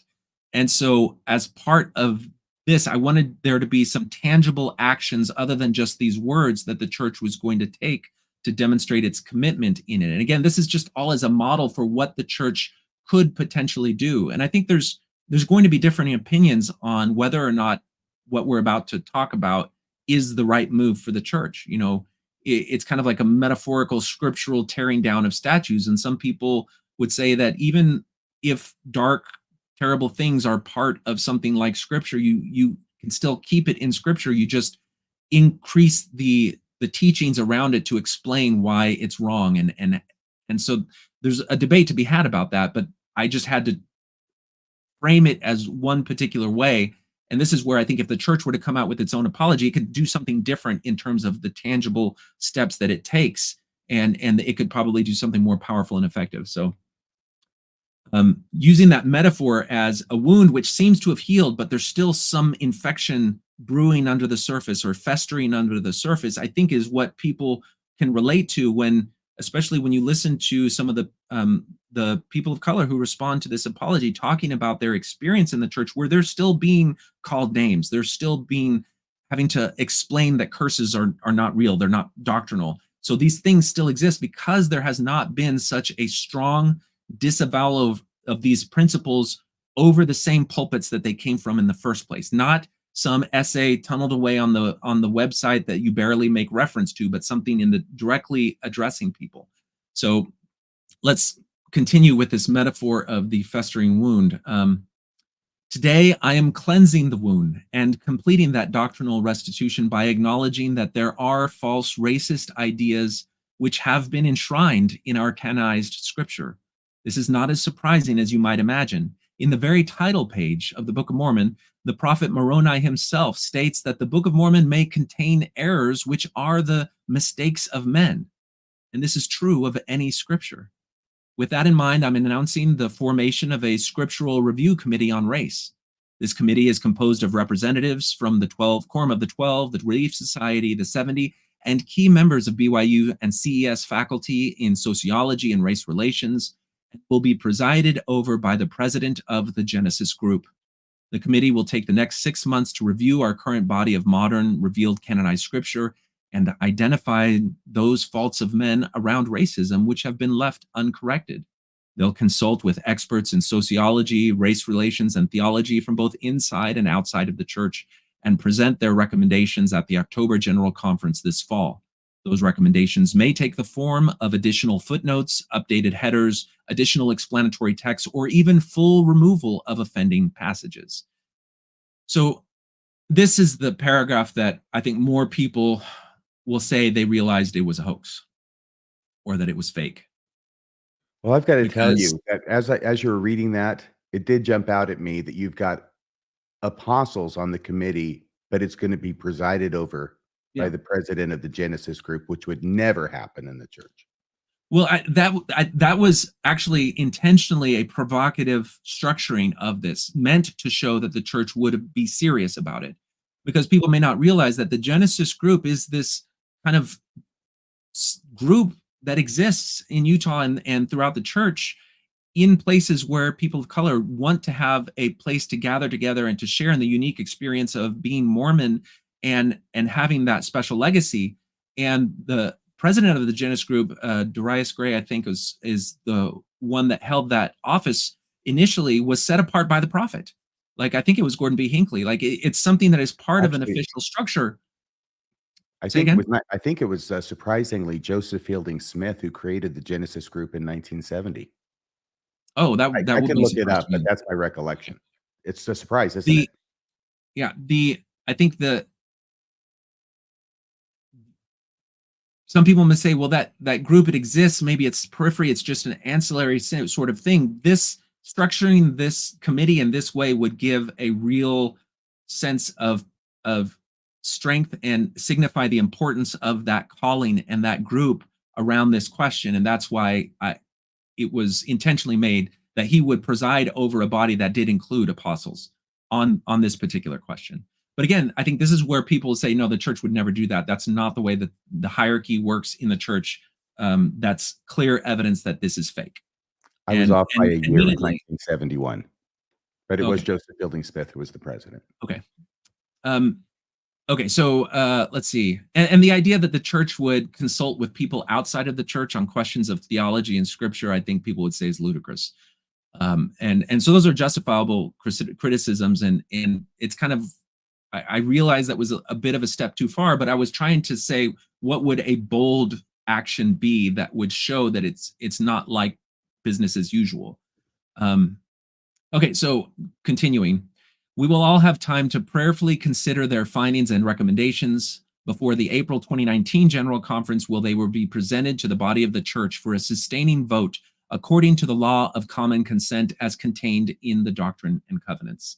Now, this was specifically to try to bring back in the concept of the membership of the church having some say or influence or check on the actions of the leaders, which is a principle that is, part and parcel of the idea of common consent. But common consent, even though it's found in the scriptures and it has this idea of the leaders of the membership having some form of check on the leaders, it's turned into just a blind vote in the sustaining of the officers at the beginning of the conference. And then the leaders tend to say, well, common consent, everyone voted for me, so they support everything that I do. And that, I think, is, in my opinion, a distortion of what it should be. So I tried to do a callback to that in the way that this is structured. Yes, common consent in the LDS Church has become honored more in the breach than in the observance. You got to unpack that for me. I'm not sophisticated. It's just breached. It's not really observed so much as it's violated. Oh yeah, absolutely. Following the April 2019 conference, the Correlation Department of the Church will complete the requisite systematic revision of all manuals, videos, and publications. True repentance requires a deep introspection and a thorough understanding of the degree of the offense. Though it may sometimes be painful, it carries a hope for a brighter future, free from the mistakes of the past. Though we have been chastened of the Lord, we are hopeful. For whom the Lord loveth, he chasteneth.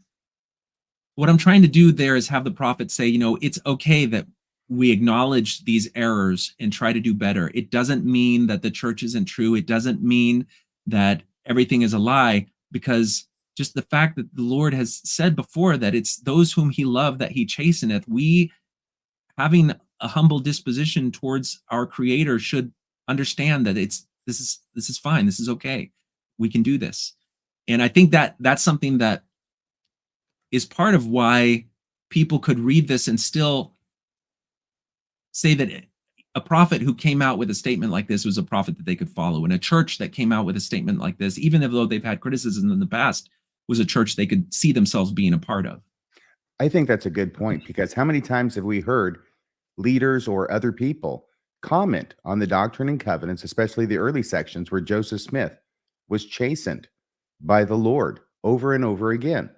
And yet, even though that is said and it's in stone, it's in the Doctrine and Covenants, I don't recall anybody ever saying that the Lord has chastened modern leaders of the church. Yeah. It is my prayer that we all examine our hearts and root out those aspects of ourselves which may have been shaped by the racism of our past. As leaders and as members, we must constantly guard against these biases. The strongest ally we have in this endeavor is Christ. He set the example of unconditional love and charity. If we measure our hearts against that standard and always strive to meet it, changing where we must, even though it may be difficult, then we can stay on the path of discipleship and grow in faith and love for all of God's children. And here, I think one of the things that when the Mormon Church is in its most compelling, most powerful, is when it returns to the principles of love as manifest through Christ, and wrapping all of this up with the idea that some of us may have ideas about our brethren that were shaped by some of these false ideas, And it does take some introspection to see that and to change, and that should be a healthy and welcome part of this process, even if it is painful. Like, calling upon members and leaders to do that, I think, is an important dimension of all of this. It's not just like, yeah, mistakes were made in the past. It's like, wait a second, mistakes were made in the past, and I may have attitudes and dispositions that were shaped by those mistakes, and I need to have some introspection about that. And so that's part of this. And then, how can I tell? And calling upon the standard of Christian love and universal brotherhood, I think, is what the church could do in its best way to make the case for that. So the closing statement is, on behalf of the Church of Jesus Christ of Latter-day Saints, its current and past leaders and members, I offer this humble apology and plead for forgiveness in the merciful name of Jesus Christ. Amen.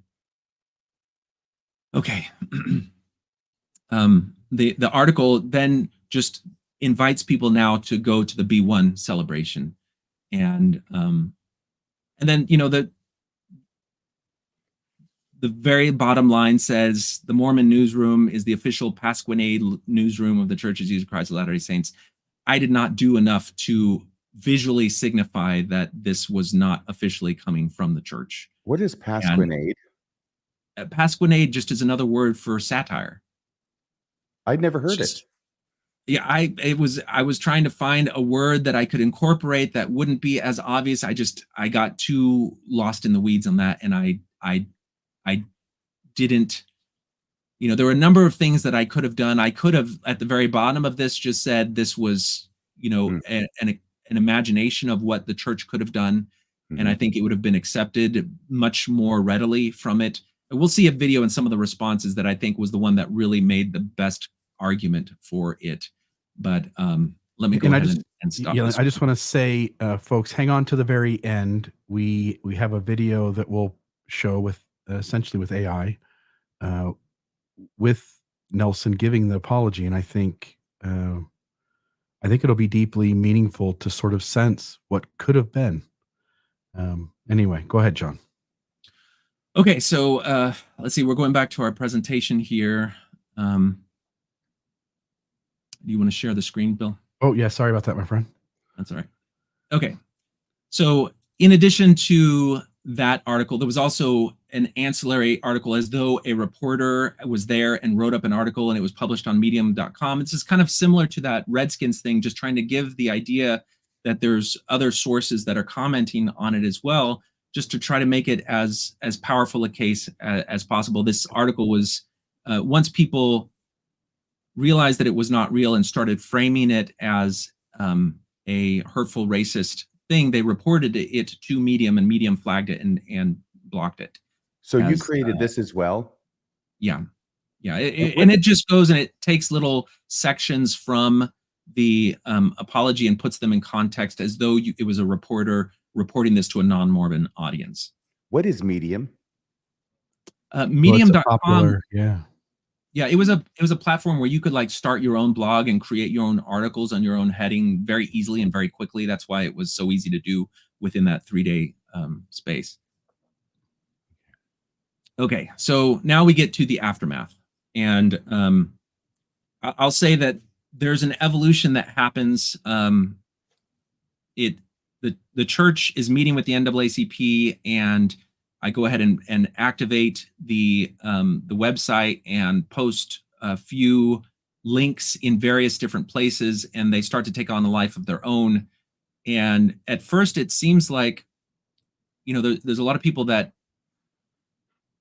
see it and believe that it's real, but their belief in how real it is causes them to share it far and wide, and they don't look at it to see the signs that it's not real, because I did not make it as obvious as I should have that it was satire or parody. And so a lot of people really raise their spirits, and it's like a drink of water in the desert that they've been thirsting for so long. And people who have had family members fall away from the church because of this question of race, and they send it to their family members, and then there's all sorts of different permutations of how this affected people's lives that I had no conception of. that only afterwards I see how hurtful it was for them to consider the idea that it was real. And so, there's real pain in a lot of the voices that people have. There's people who say that this, I've heard people who were very vocal about how wrong and bad and painful it was in the moment, who years later said that it changed their perspective on this question of apology, and they see it a little bit differently now. There's certainly people who continue to see it as deeply hurtful and harmful, and it defines me as a racist bigot. And so that I think that all of those opinions are understandable. And if you listen to anyone who has any critical perspective on it, they're going to have really good reasons why they feel the way that they do. And I don't begrudge anyone like that. There were a couple of voices that really were powerful in articulating what a lot of people felt. Some of them were from Sisters in Zion. Other one was from the Black LDS Legacy Committee, headed up by Nisi Jones and her sister. So there were a few clips that I think brought out some of what the sentiments were that were very powerful, and I wanted to share some of those. So this is one where the heading is kind of like what the apology felt like. Honestly, is like what some of these reactions were that we were having. I want you to know that, like, when I woke up yesterday morning and I saw that, my first reaction was a little bit of skepticism. Was it enough to check the website, the dash, and the Pasquinade and everything else? No. Pasquinade. Go ahead, though. Yeah, I know. But I really was thinking, like I had the "is this real" moment, but then I kept reading, and it sounded so much like President Nelson that I was like, and something that the first presidency would say, like the language and everything. And so I was like, this actually might be real. And I literally accepted it. And I was like, it really felt like an answer to a prayer. It felt like things that I've been wanting to, and really needing to hear for a while, for a long time. And I knew that a lot of people would be really like positively impacted by that. And I started to cry because I was really happy. And so then to find out, maybe 5 or 10 minutes later that it wasn't real, and having that confirmed by, official sources, really, it was really heartbreaking, and I went numb. And I've since talked about it with people, and we were just like acknowledging that was like a literal trauma response, as in,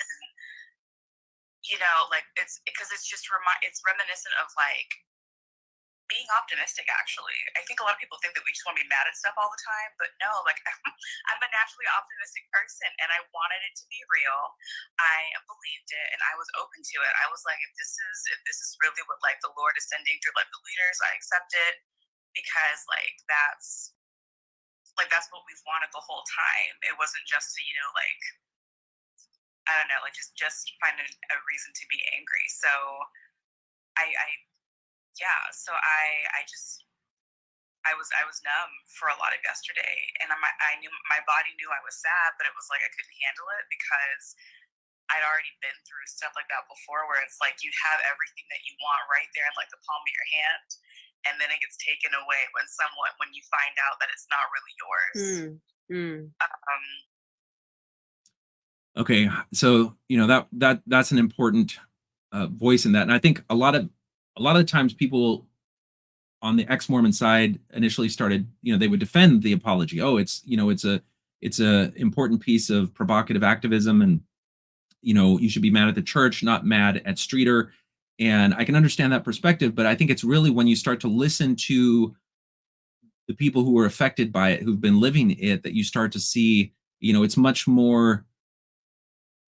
I think that the aftermath of this is much more about their stories than anything else. And it's really a reason to give pause for reflection on, was this the right way to go about doing it? And I think that I failed in making the signs that it was not real evident, so that the reader would not go out of their way to share it with other people as though it were real. They could share it saying, hey, wouldn't it be great if the church did this? But that's very different from people staking their spiritual reputation on sharing it with somebody that they loved who's struggled over this issue with race, or even contemplating in their own heart the difference between what the brethren have done and what it is, considering the possibility that it's real. So Can I there's ask you a question, John? Yeah. So somebody here is asking, did you think this would prompt a response from the church, or did you hope that it would prompt a response from the church? I think that the main response that I felt like would be people seeing the potential healing and the potential forgiveness that they would extend to the church if it took this step. You know, a lot of us have criticized the church for what it's done on many different social issues. And I think one of the learning things about this is that even if people saw a leader of the church like a prophet make as bold a statement of wrongdoing in the past, they would still, they weren't like jumping out of their chairs and leaving the pews saying this church is fake. Their testimony was increased in the church. And I think it's more of people starting to appreciate the power of apology and the necessity of apology on this issue, and clarifying that question of the ban being wrong. I think that calling attention to that's a statement that the church needs to make to heal a festering wound that does exist. Because even though that festering wound metaphor is in this fake apology, it's a real thing. It's a metaphor for a real thing that people are feeling. So that's you hit on the idea that maybe they would notice that giving an apology wouldn't send everybody running out of the doors. And I just want to tell you, I knew the church wasn't true, and I still was determined to stay in it all my life because I thought it could still be good. And it was in the policy in 2015 where I made the decision, oh, it can't even be good. And that's when I left. In other words, an apology like this would have been one of the things I would have put in the column of why I'm going to stay.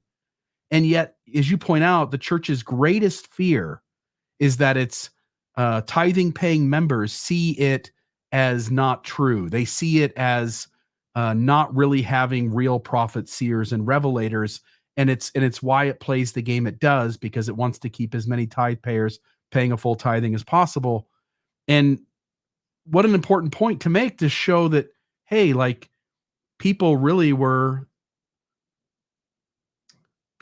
ecstatic and were really moved and thinking it's finally this moment where the church would do the thing that it's been hoping it would do for decades. I had little hope that the church itself was ready to take a step like this. You know, if the church had issued its own apology like that, then there would have been no need for something like this, and there was no need for it. But it wouldn't have it wouldn't have gone viral. It would have. There have been other people who have issued apologies on behalf of the church or on behalf of themselves, but I think because this came out and it wasn't clear that it wasn't official is part of why it went so viral. Okay, so there's some other examples. I think this one was cited in several different news articles, and you have Janan Graham Russell, who is a PhD candidate in the study of religion at Harvard, who's made her professional ambition, her professional role is the study of religion and the intersection of minorities and religion and women and race questions and religion, and was from a specific Mormon perspective. And you can just, I think, in seeing the depth of the pain for it, you can see the evolution just over a few minutes on the morning of May 17th, where she tweets and shares this article believing that it's real, and then talks about how she is processing it still in the belief that it's real just 20 minutes later, and then 3 minutes after that has had somebody inform her that it's not real. And then she makes some very powerful statements about her own feelings about it, about how it's something that would have significantly affected her approach to religion and Mormonism from the academic perspective that she has, not to even mention her personal experience as a Mormon in the church. And these are some of the stories that I think were the most powerful in talking about both the harm of the apology as well as the importance of this issue in the lives of those who are living it in the faith. You did have some people who would say, I opened it and I got a sinking feeling in my soul saying this is a deception. Even before I finished it, I just closed it up. I didn't even read it because it's clearly fake. So if you see a link about it, then don't go to it. Make sure you go to the official sources for it. And I think the idea that Satan is going to tell you that something is fake is certainly something that church members have. That's part of Mormon culture, is that you have the spirit that can testify of the truth of things, but you can also feel a sinking feeling either in the absence of the spirit or in the presence of the adversary. And so that came out in one, but then it also came out in a different way. And a lot of people felt that way. It wasn't just me, like a lot of people, because I know us as a committee, we were in several different Black Mormon spaces, Yes. talking to different people, and people were like really heartbroken. People's testimonies were they were questioning them because they were like, how could that happen? And also, how could I feel the spirit telling me that those words were true, but it was false, like the way it was presented and what like the circumstances. And so, regardless of whatever the intention was, however good the intentions may be, then it fell completely flat because so many members were re-traumatized in the process. It was not worth it. Yeah, that's the hard part, right? Like, it's like to even have to say those words, like it wasn't worth it. Like, we had people questioning, why didn't the spirit tell me this was false? People were asking, but it felt so real, and like it was this parallel universe for much of the morning. Seeing what really could have been, and seeing that it's not that they don't know how to make an apology. Like, that was a really excellent apology. It hit nuances, and it was just like, it was like General Conference. So when President Nelson was like, bam, new temple at the end of the last session, I'm gonna drop stuff on you. And he was like, new temple here. And he was coming and hitting. I was like, President Nelson, you just trying to give me a heart attack. I'm so glad you're a heart surgeon, right? And then, and then it was like, it's fake. I was like, what you mean it's fake? And then we saw like the fake first presidency letterhead with the fake first presidency signatures. And I'm like, who would go through that much effort? That much effort. The same header as like the church newsroom, like the language, the quote insets, the italics, like piece by piece by piece. And it built up to a crescendo. The thing that stood out to me so much was how so many paragraphs ended with, and we were wrong. Yeah. We can all quote leaders who will say, apology isn't in the Bible. We don't apologize. We look forward, not backward. But wrong is in the Bible. And we was in the Bible, and were was in the Bible, and was, and it came to pass, and all that's in the Bible. Seeing we were wrong, seeing we operated under white supremacy, seeing all these things that, number one, historically, this is not brand new information. This wasn't like revelation. This wasn't like a brand new vocabulary that came down from the skies of heaven. This was legitimate, systemic, structural, historical, American history knowledge that most academics, most students, anyone that studies history knows these things. But to see an organization, a fake organization, a fake entity, take responsibility. How dare you? How dare you?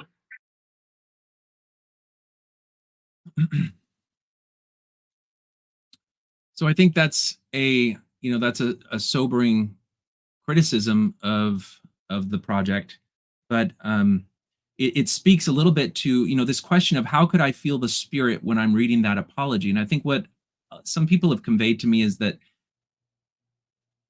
the ideas, the principles that are laid out in the apology are things that everyone know are both true and needful. Like people's hearts are yearning for them. So when they hear them, there's a resonance between their spiritual sense of what is true and what is needful and those words, and that's something that they understand is needing, and that's why we'll see a little bit later, but LaShawn Williams, who is the one that closed out the last clip, she's interviewed by a radio station later, and one of their comments is that she didn't understand how important and needful an apology was until she saw a fake one. And so that was part of, I think, just people struggling and wrestling with what the apology meant. And, so you have like the really traumatic things that people are experiencing in this, along with some of these other realizations. And it's, it's a troubling thing to have had people experience by. And I think listening to these voices really gave me some sobering introspection on how I went about it and what was wrong about it. She goes on to something that she actually wants people to read this apology, and specifically white people. And this was a brief section where she explains why. Jonathan? I said, dear white Mormon. Can you tell us how long after the apology this was recorded? Is this right after? Oh, this is like the same day, if not the next. Yeah. Yeah. And when you look at people, like generally people are discovering that it's fake, usually like within 5 to 10 minutes of reading it. But in those 5 to 10 minutes, people are sharing it with their loved ones, and they're wrestling with the implications of it. And the more, to the extent that they are doing that, I think there's both the hurt in knowing that the church is not going to take these steps. There's also the embarrassment that some of them feel in sharing it, as though the church, the thing that they hold in such high esteem, was taking these steps, only to realize that it wasn't. And so it's a personal embarrassment. And so you'll see a lot of deleted, if you search for this, you'll see a lot of responses to deleted tweets, because when people shared it thinking it was real and then later realizing it wasn't real, they've had to delete their tweets so as to not continue to spread information about it. There's a few people that said, no, I'm keeping this tweet up because even though it's not real, it spoke to how I feel about this issue. But I think most people will say that it was deeply hurtful. It was re-traumatizing a population that was already traumatized. It was an example of a white person having a beef with the church and then using a marginalized population as a pawn in their battle with the church in a way that was condescending. And I think, all of those different arguments are out there. There's powerful emotions behind all of them, and I can understand them. And, I wish I had done it differently.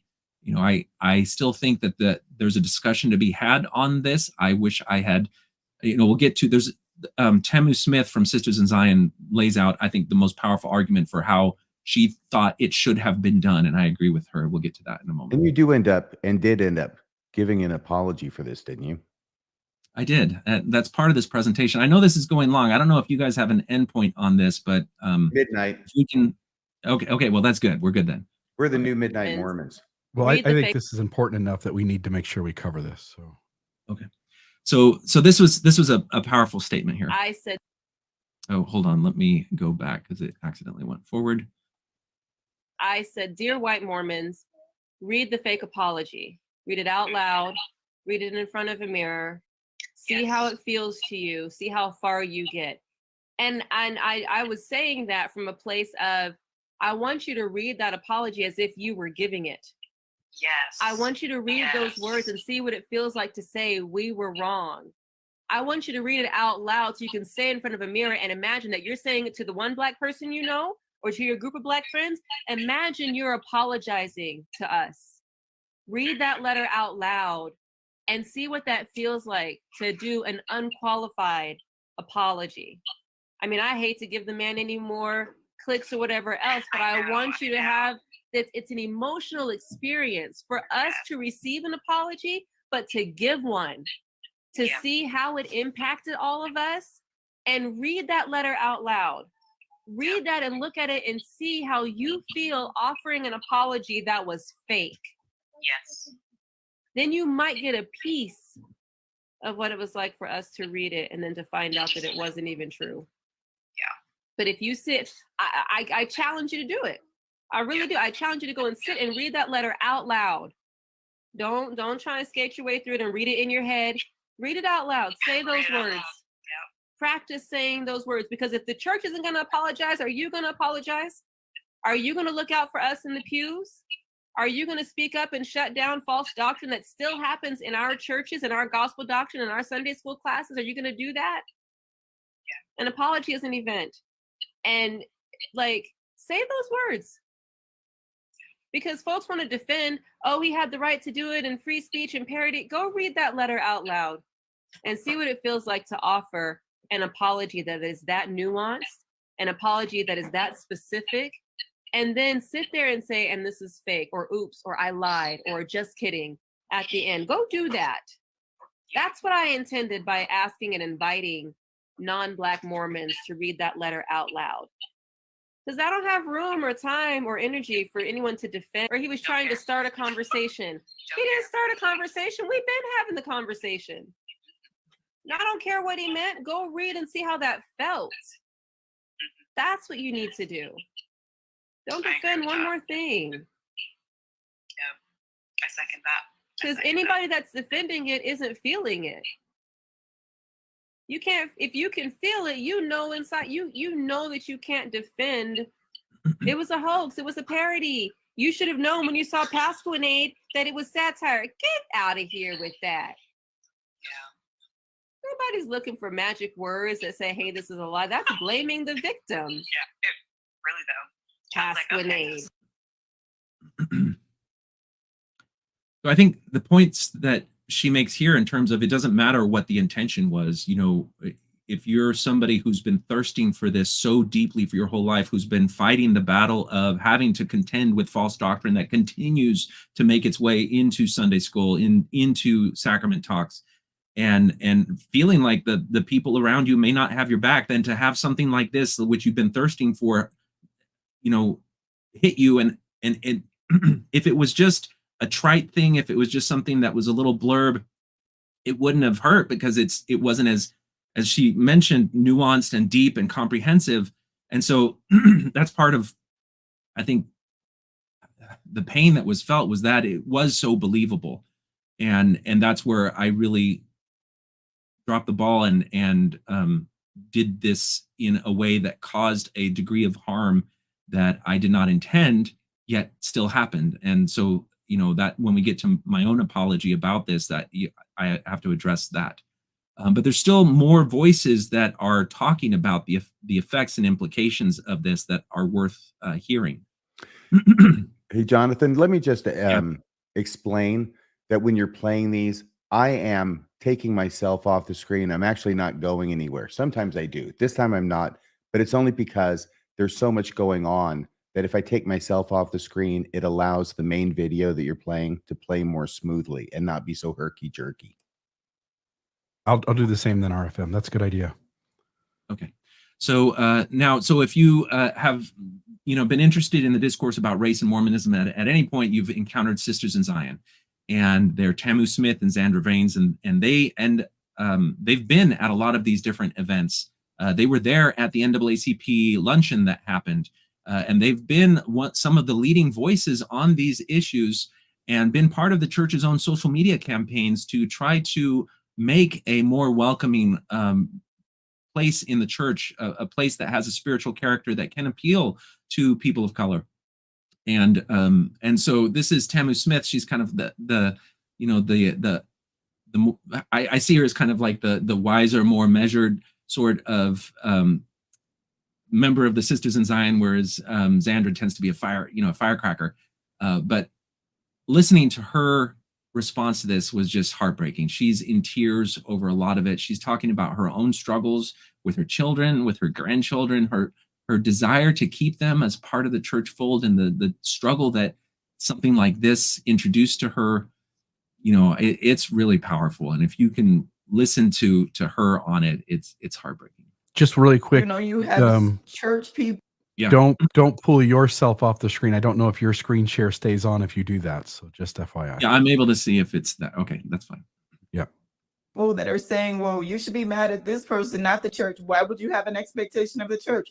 What you guys don't know is that we had that expectation. That's something that we've all talked about. We can't make the church apologize, no.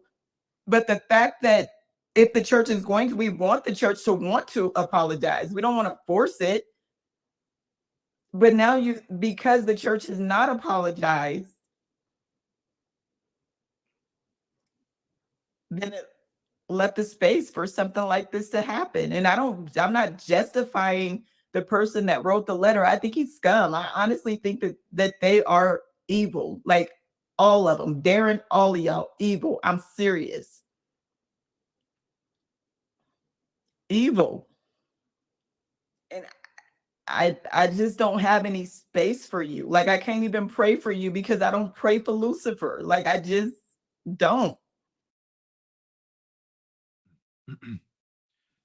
John, again, I know you. I've known you for years and I don't know you super well. I just know the person you present to me. But what I know in that exposure is that you seem like a really good person with a sincere intention to help people wake up within this religion to recognize the unhealthiness of it. And you've gone far beyond Mormonism. You've done a lot of work on other high demand fundamentalist religions.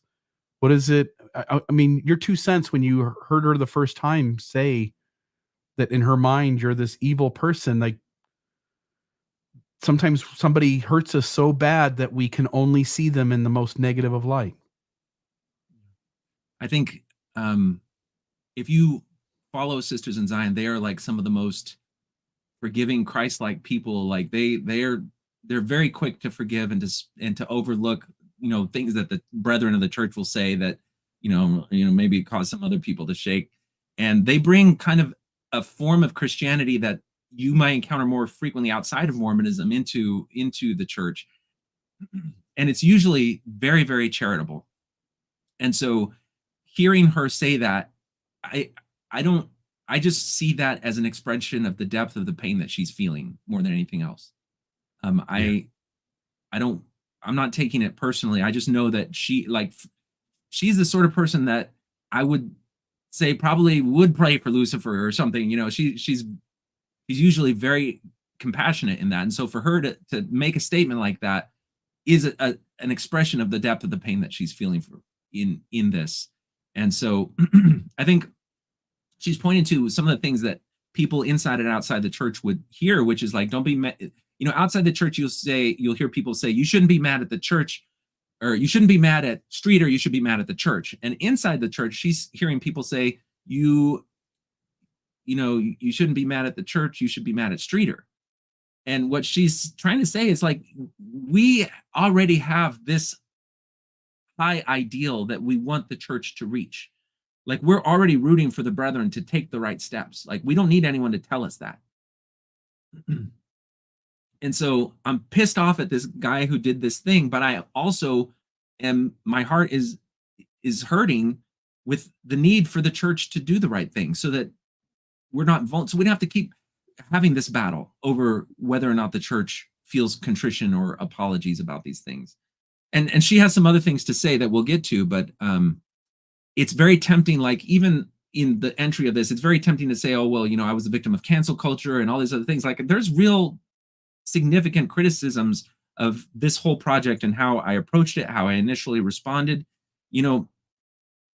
Some people say, well, you didn't consult a person of color, and so you're doing bad allyship. And like, I don't even have that.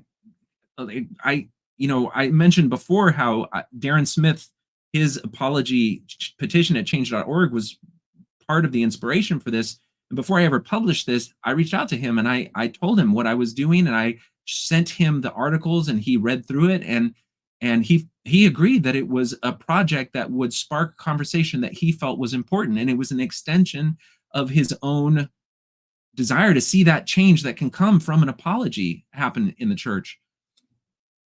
And he, I didn't make it public that that's what happened, but he later said himself that he had talked to me before it was released. Then people started to realize that I had actually consulted with a person of color. It's just that it's hard to have different perspectives on this in the public discourse, where if once something has been labeled and termed as an act of white saviorism or white supremacy and racist and bigoted, and that's the framing around it, then if anyone else says, well, I have a different opinion, well, then you get lumped in with the racist and the bigot. And so our discourse becomes very, very polarized. And there seems to be only one right way or wrong way to think about these things.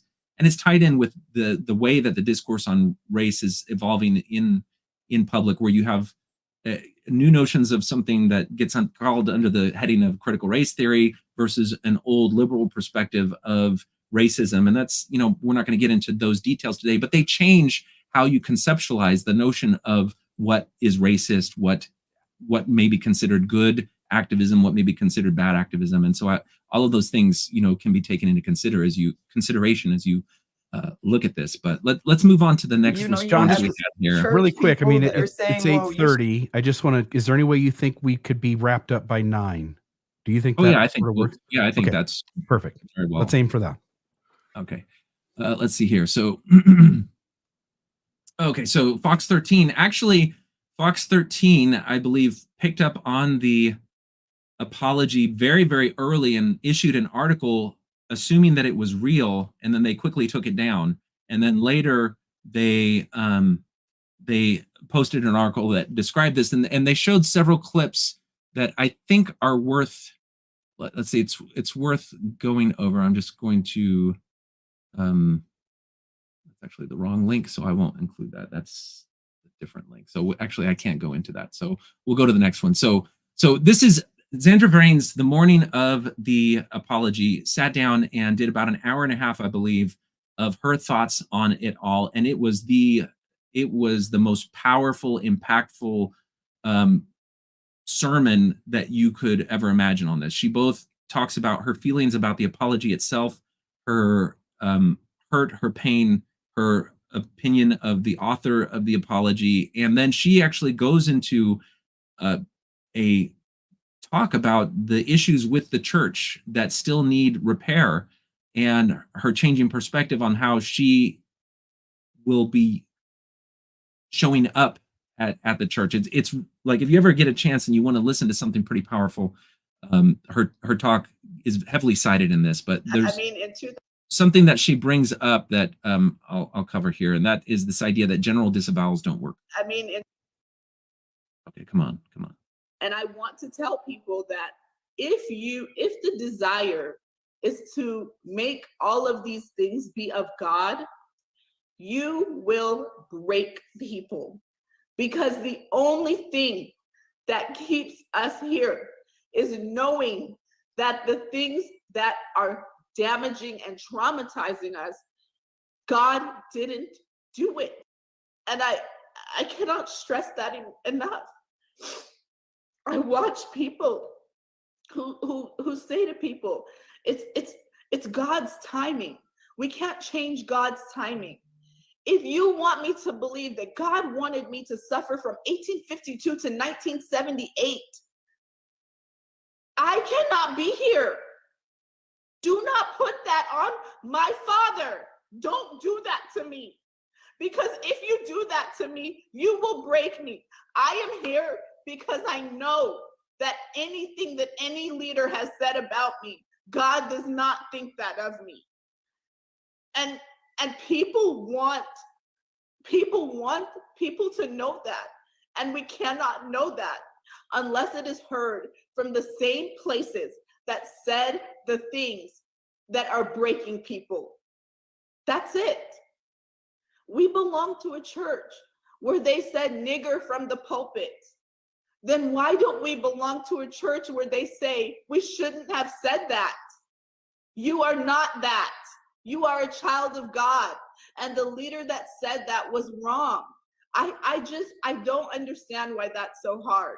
I could go over countless things that people from high places in our church have said. And I will tell you that anything that has ever been said to you other than you are a child of God, was wrong.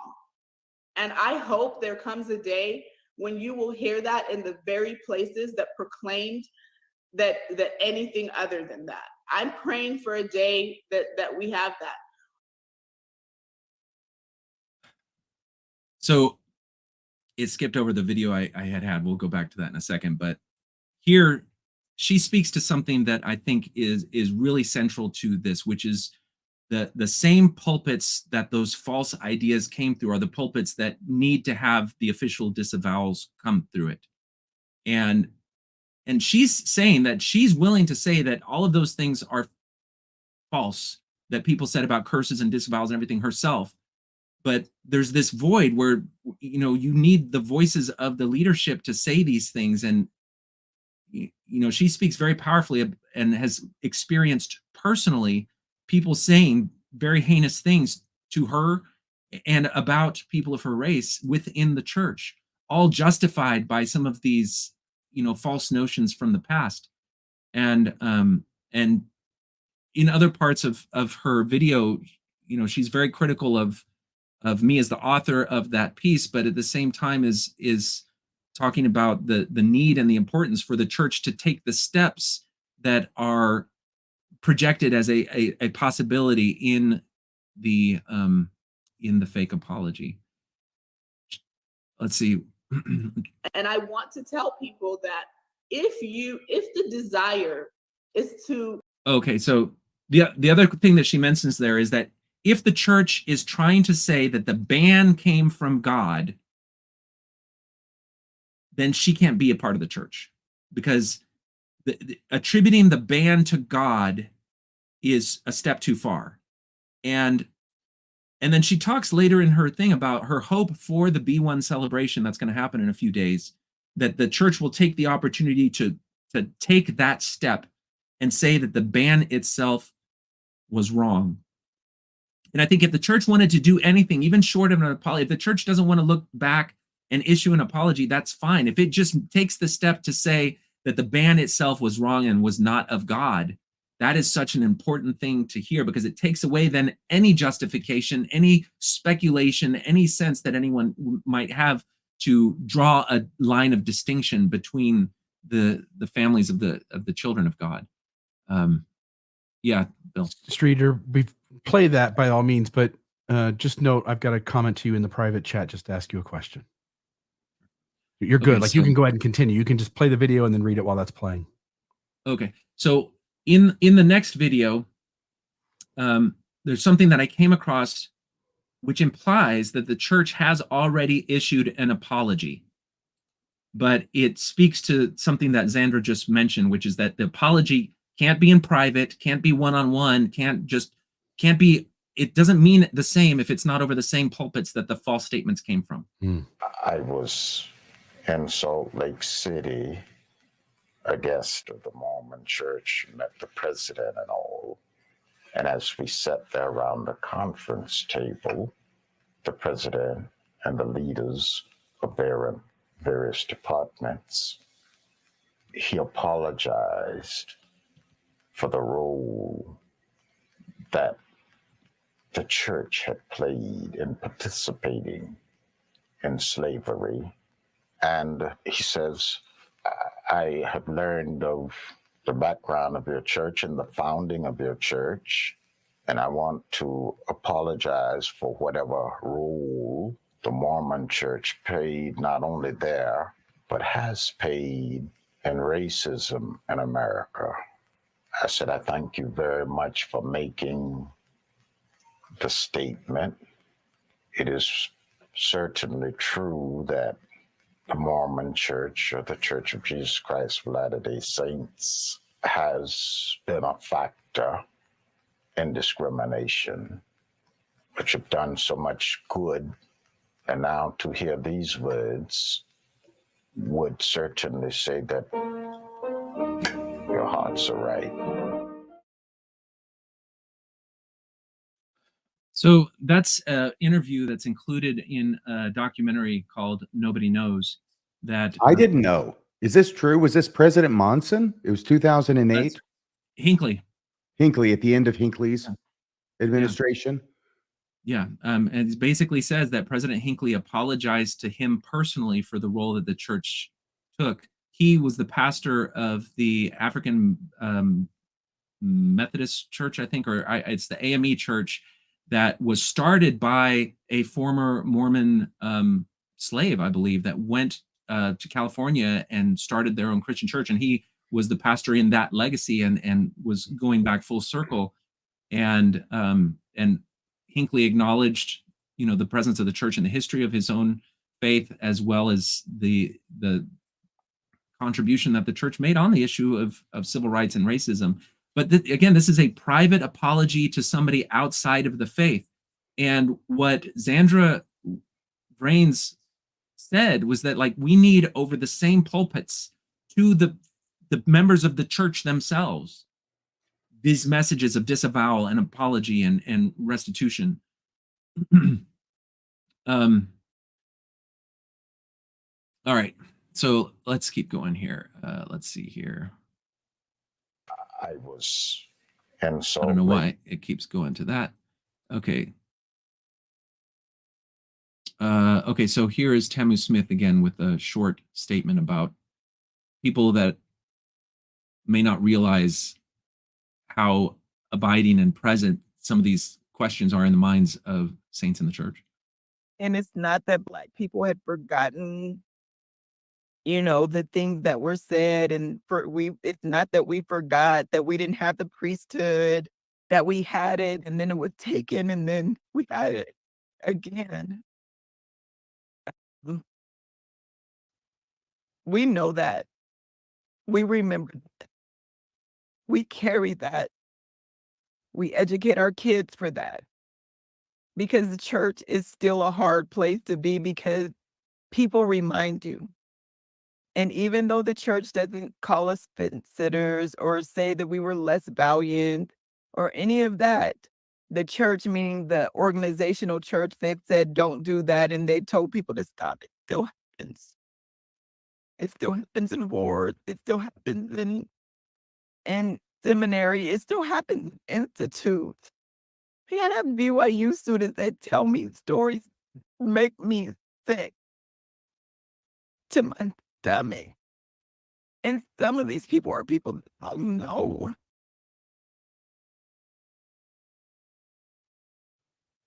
In 2018,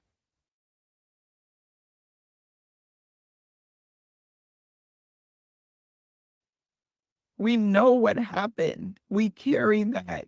It's a wound. We nurse it. But to have somebody so powerfully parade and pimp our pain like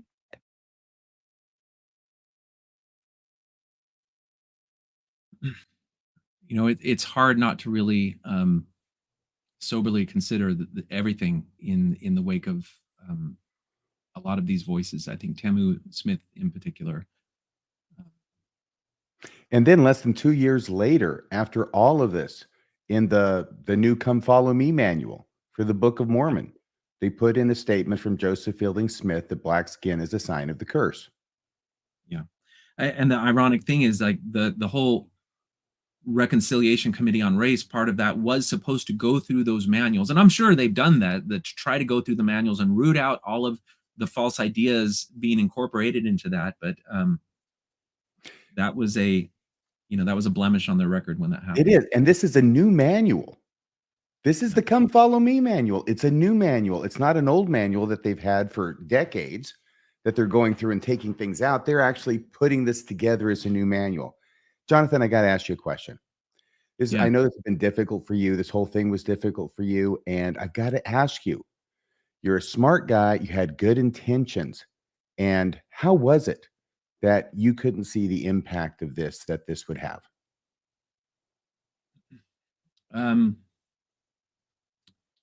I think that it's just, I explain a little bit in the written apology that I make, where I think it's just, I didn't have the sense of how deep and abiding the thirst that is out there for a statement like this. Like, this is exactly what people wanted in fulfilling every checkbox of what they want. And so if it was something that was just a weak expression of what somebody thought they might want, then it wouldn't have been as painful. But because it was so spot on of what they wanted, then the pain was intense. And because it was done in a way that was deceptive, it did not make itself apparent as satire. And because it was so close to what people really wanted in their hearts, I didn't anticipate that it would be so hurtful and painful. And that's a big, I think, part of my own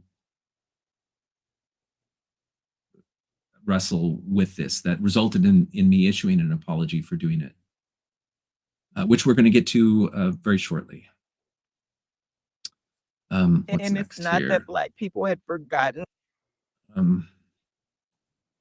Another thing that happened is that in seeing the power of apology, some people started to feel like it was an important step for members of the church not to wait for the brethren, to actually start to make statements of apology that were personal and rooted in the Mormon Christian conscience that people had without waiting for the brethren,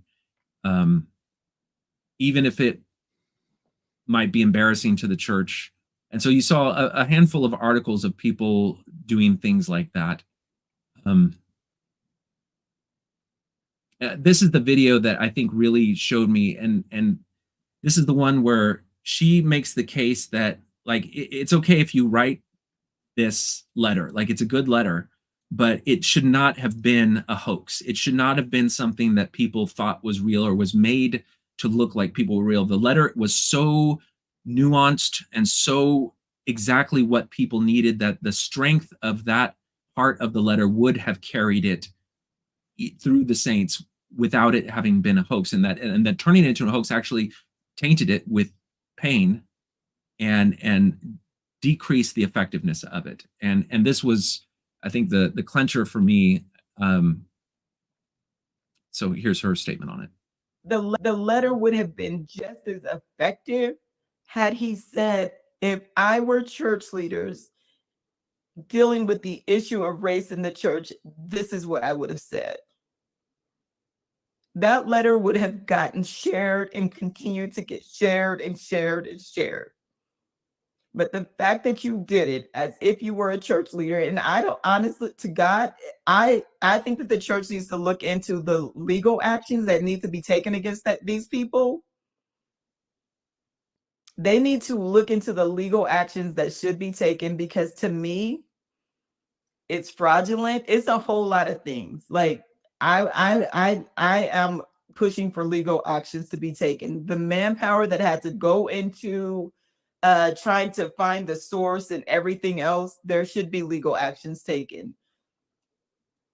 But the letter would have been shared more. Now there's so much shame and pain attached to that letter. If I actually, if the church chooses to apologize, please don't write a letter. Just do it. Just make a video. I will not be like, the letter is a no. Like, we need to see our leaders say it. Because if I never see that letter or the letter writers again, I'm good. Like, I wouldn't like that letter. No. But it would have been shared had they told the truth, and it would have been shared more, and it would have been shared with a different feeling. But now attached to it is so much shame and pain and hurt and trauma. I had a friend send me who is married to a Black guy. She left the church a while ago, a white woman.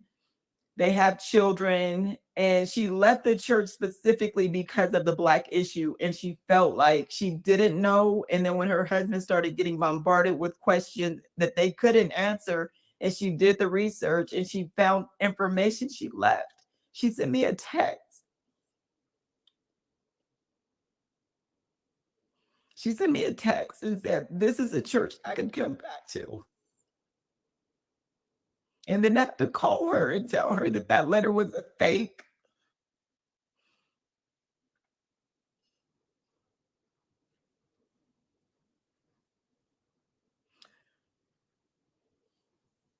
was too much.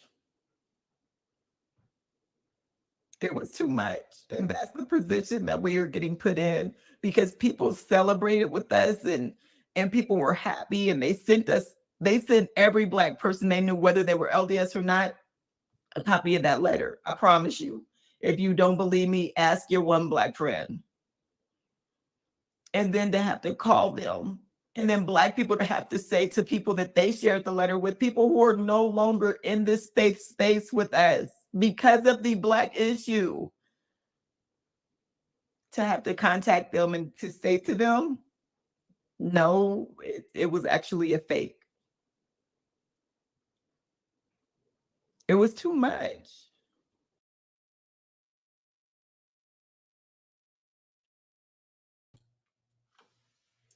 So that clip, that segment in particular, I think spoke to me both of the degree of pain, and she says that it's both shame and pain associated with the letter. And then her explanation of the shame component of it, where like it's something that they want the church to do, and people were sharing it because they thought the church was this good, and then the church did not actually do it, and it's an embarrassing, humiliating thing for somebody to have expressed, celebration over. And that was not something that I wanted to put anyone in the situation of having to experience in the midst of their loved ones and their friends. So it was this video, this particular segment, that spoke to my heart, saying that, I do need to issue an apology. And I need to, because there's this question of like, well, people demanding that I apologize because I hurt people. Well, how come people can't see the parallel where they need to demand that the church apologizes because they hurt people? And it's like the lesson there is clear. Like, not only should I apologize, because even if my intention wasn't to hurt people, I did hurt people. And it was because it was perceived as a falsehood and a fake and a lie, and people thought it was true. They were trusting the source of media, and I deceived them. And so like there's something to apologize for, and the extent of the pain and the hurt. And so not only is it the right thing to do, but I need to do it. People pointed out that, well, that kind of just points out that the church should do it anyway. The fact that this guy who did a hoax is apologizing, when the sin that the church has committed on this question is so much deeper, so much long-standing, and so much evidently in need of an apology, that they should do it. But regardless, I think you can see in all of these different voices a lot of pain that was not what I set out to do. Yeah, and ultimately you can't apologize for somebody else. That is, by its very nature, a fake apology. The only person you can really apologize for is yourself. Well, I have the ability, and I try to draw the distinction, because what you're saying is true in a individual person-on-person thing. And I think that paradigm shifts a little bit when you talk about institutions where a leader in a role can take accountability and responsibility for the action of a prior leader in the same role. And so that's where that difference between personal and institutional happens. But this is a personal thing for me. And so it was an incumbent upon me to do that. And so I issued an apology for the apology. I was getting hammered by Tad Welch from the Deseret News in the midst of all this to interview me, and I was not interested in interviewing him in the wake of all of it, because he had a reputation at that point, anytime anything like this happened, of getting an interview with Jeremy Reynolds or whoever it was that was doing some activist thing, and then he would write an article that was a very cherry-picky sort of thing. And so I went ahead and issued this final statement. How many days later, Jonathan? This is May 21st. And so this is, what is that, 7 to 4? I think it was over a weekend as well. I spent a lot of time listening to the various commentary and discussion on it. And so you have between the 17th and the 21st. It was delayed because I initially reached back out to Tad Welch, and I said, since the population of the church is the one that was most affected by this, it would be best if my apology came through your venue. And I sent him a PDF and a request to publish this, and he did not respond for a few days. So then I reached out to Peggy Fletcher Stack, and she wrote a follow-up article that referenced the letter. And then I modified the website so that rather than showing the apology, it showed this statement, which I want to read briefly. After listening to the ensuing discussion and reflecting on how the apology was put forward, I submitted the following statement to the Deseret News, who declined to publish it. Then I submitted the statement to Peggy Fletcher Stack for the Salt Lake Tribune and replaced the satire website with its contents. May 21st, 2018. On May 17, 2018, I published an apology under the heading of a satirical news release. Its intention was to bring awareness to the potential healing and reconciliation which could be realized in the LDS Church with such an apology. However, there was something very short-sighted, hurtful, and ultimately wrong about my approach. While I understood that apologies have tremendous power to heal, I was unaware of the spiritual need for apology felt in the hearts of Mormon persons of color was so deep and abiding. As a result, I caused tremendous pain for Black Mormons who have patiently waited for so long. I'm deeply sorry. Whatever my intentions, I'm responsible for the unintended consequences of my actions. I listened to many powerful expressions of the pain I caused and have been humbled further by my own ignorance. I'm devastated that I've added to the suffering that you have borne and continue to feel. I've removed the satire apology webpage. I've made the satire website domain name available to transfer to the church without cost should they request it. Even with these steps, I understand that I cannot remove the deep wounds that I have reopened. Many people in and out of the church have already come to the conclusions of the apology on their own and defended it on the strength of that conviction. While the apology was not from the leaders of the church, it was the true reflection of my own heart and represents my personal statement of apology for my complicity as a member of almost 40 years. I deeply regret that as a member, I never stopped to consider the impact of past and present teachings on race and vocally reject them. The apology reflects my sincerest desire for healing and progress in the church. The church belongs as much to the members as it does to the leaders. Joseph Smith stated that Mormons have a right to embrace all and every item of truth without limitation, when that truth is clearly demonstrated to our minds and we have the highest degree of evidence of the same. I believe the healing power of an expression of apology on this issue carries the evidence of truth. I stand with anyone who chooses to embrace that message for themselves and make it real for their fellow brothers and sisters in Zion. If there is to be healing in the church, it will come on the foundation of love and goodwill within the church. I humbly apologize for the pain that I caused. Sincerely, Jonathan Streeter. All right.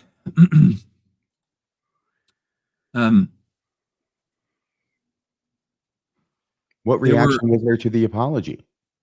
Well, Peggy Fletcher Stack published not this, but an article with excerpts from this, and then she interviewed some of the people that we've seen videos of, and their response was that this is the sort of performative thing that we expect from white people, and it really, we're not really paying attention anymore, and I can understand that perspective. So I wrote what I felt on reflection after listening to everything on this. It stands now what it is. Like, even in this retrospective, going back and looking at it, there's a lot more of stuff I received. I got a lot of feedback that it was hard. I think if you talk to anyone that's been at the center of a web action where a lot of people from all different areas have critical things to say about something that you've done, and that becomes something that extends to, like, even if people are associated with you, then they're a problem. It's a stressful thing to do, and it lasted a while, and it did harm my reputation in people in the ex-Mormon community.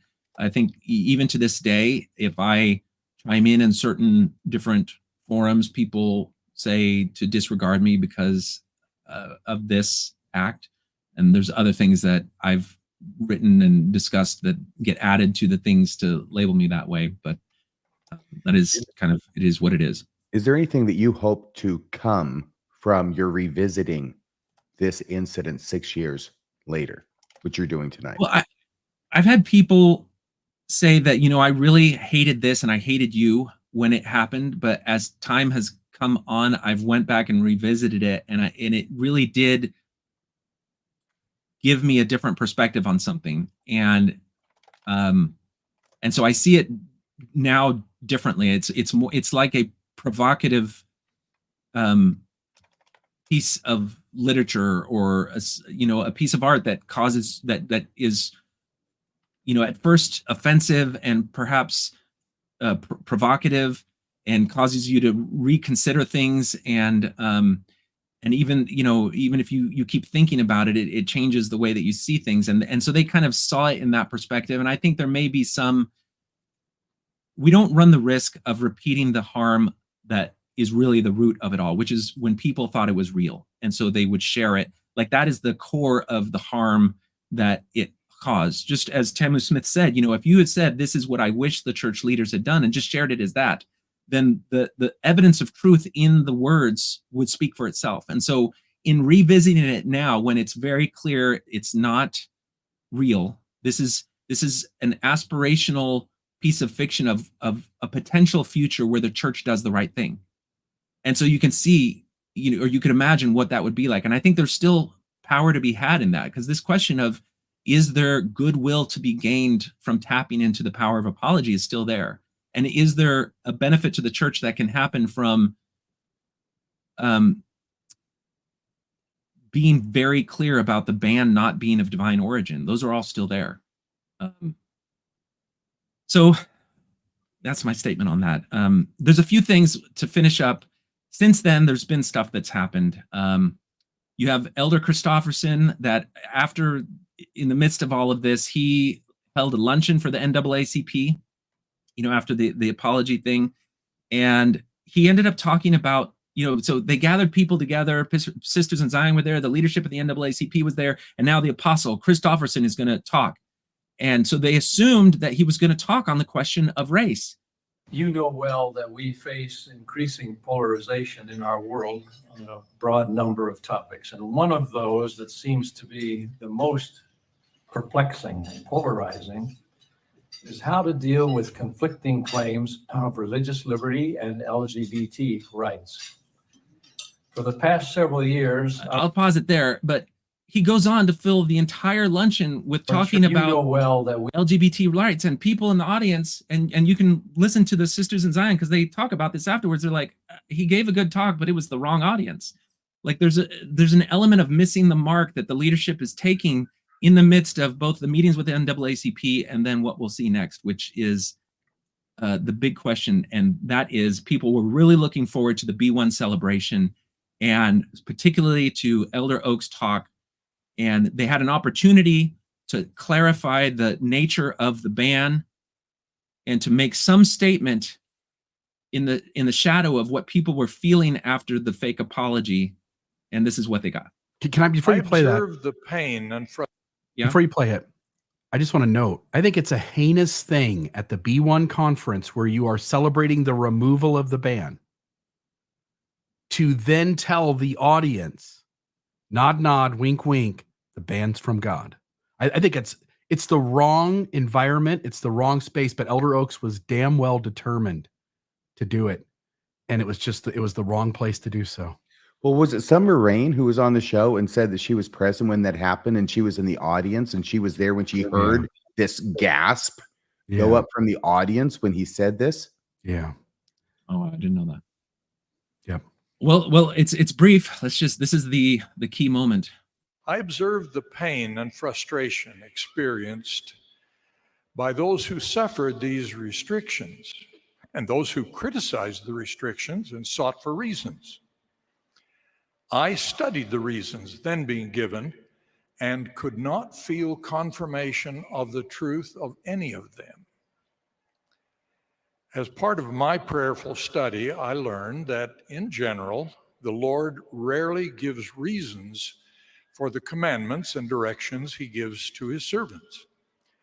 I determined to be loyal to our prophetic leaders and to pray, as promised from the beginning of these restrictions, that the day would come when all would enjoy the blessings of priesthood and temple. Now that day had come, and I wept for joy.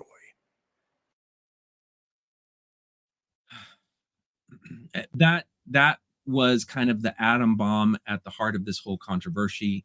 It pales really in comparison to anything, or it should pale in comparison to anything that any ex-Mormon could do, whether it was a hoax apology or not, because it lays at the foot of God the ban itself, which is the very thing that in responding to the apology, people said that the church cannot do. And it is this lingering question. It's the core of the festering wound. And yet, like, even if they just made no statement, it would have been better than this statement. There were some follow-up videos by Sisters in Zion about his statement, and they had their own apologetic explanation, saying that it wasn't that he was saying that God commanded the ban. It was just saying that he couldn't get the truth of it. And I think people have different opinions about whether or not that's a reasonable rationale. Yeah, it seems clear to me that the Lord rarely gives reasons when he commands. He's saying the ban is from God, but we got the reasons wrong. We shouldn't have speculated. And there's this propensity on the part of him and other leaders at various times to go, we just can't tell our audience that we mess up. And by the way, when you study the history, Adam, God, for instance, you learn celestial marriage. You learn that very core doctrines have been reversed and abandoned, but he does not want to tip his hand and show the audience that these guys who claim to be prophets of God could possibly get the most serious of things wrong. Because his pride is the most important thing in that room. Yeah. Well, I can see that sentiment. I also want to say that they probably feel like there's a cohesiveness to the church that they're trying to protect. And they probably think that the notion of prophetic leadership being something that is not subject to these type of foibles, specifically when they've been put out under the heading of the commandment of God in the past, that's a brick in the foundation that can never be, brought into question. And so they feel like they have to make statements like this.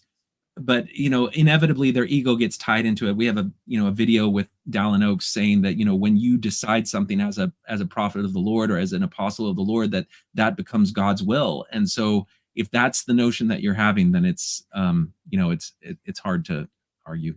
It goes to this quote. I don't know that it's possible to distinguish between policy and doctrine in a church that believes in continuing revelation to sustain its leaders. I'm not sure I could justify the difference. And then there's another quote from Oaks. Actually, I think to get the other one, but there's another one where he says everything is compromisable. Now, maybe that's not a word, but everything can be compromised in order to perpetuate the church. It really is. They will give up anything so much as to maintain, as you point out, this thread that this is all cohesive. And leaders talk to God, and you don't have to worry about it. Frustration, the pain. Yeah, sorry, I don't know why it keeps doing that. Sorry, it's a normal thing. Yeah, there's another couple of things. So we saw one of the voices got interviewed by KUER. LaShawn Williams from the Black LDS Legacy Committee was interviewed later around the B1 celebration. And this is where she makes the statement that many Black Latter-day Saints who said, I don't need an apology, were like, oh my gosh, that really affected me. I didn't realize I needed an apology until a fake one came out. And so I think on reflection, people may find that there are things that they learned in going through that trauma, but that's not a justification for the trauma. I think that, as Tamu said, that if I had done it saying this is what I wish the church would have done and shared it, it would have been powerful. It would have been shared. That's what I should have done. And what I ended up doing in not making it so clear that it was a satire or a parody was hurt a lot of people, because it was received as something that was fake news and deceptive, and people trusted and believed in it, and I should have done better. We heard Marvin Perkins before talk about he thought that the apology was mostly for white people. I actually interviewed him with Darren Smith later on, and he had some things to say about the apology. Now, in 2018, around the time that the church first had the initial NAACP meeting with the first presidency, there was the parody apology. I think there were some things that the church itself might have learned from that experience. And it was a little bit surprising and I think the church should have found it surprising, and that is that when people first read it and they thought that it was real, there was not people throwing up their arms and saying the church is in apostasy, the church is not true, the prophet is false. What there was people in that brief moment before they saw that it wasn't real saying, wait a second, this is the prophet actually standing up and doing the Christian thing. This is the prophet I would be proud to follow, who is, despite all of the difficulties, doing the right thing and letting the consequence follow. Like in that moment in 2018, what was your take on that apology and the aftermath and the fact that in this brief moment when people thought it was real, it actually increased their faith and their commitment to God and the church and even the prophet? So a few things. Number one, when I read it, I knew it wasn't real because I've been working with them so many years. I know they wouldn't come that clean. Number two is, yes, that's exactly what happens when you admit and you confess, and people will get better. It won't destroy the church. It's going to cause some to take off, but the fact of the matter is, what's going to be left are those people who are so much stronger, who can build a stronger infrastructure for you. And third, it actually gave a blueprint for the church. Darren was saying earlier about, maybe we're giving them too much credit, and and maybe the thought that they don't know how to go about it. And so they were given a blueprint, and still they've done nothing with it. Every opportunity has been there for them to do something on this issue, and they still have only done the slightest minimum to get them past the current crisis, and then they go silent again. And so again, that's just part of the reasons I'm 100% convinced they do not want to fix the problem, and they're not going to take the action to fix the problem.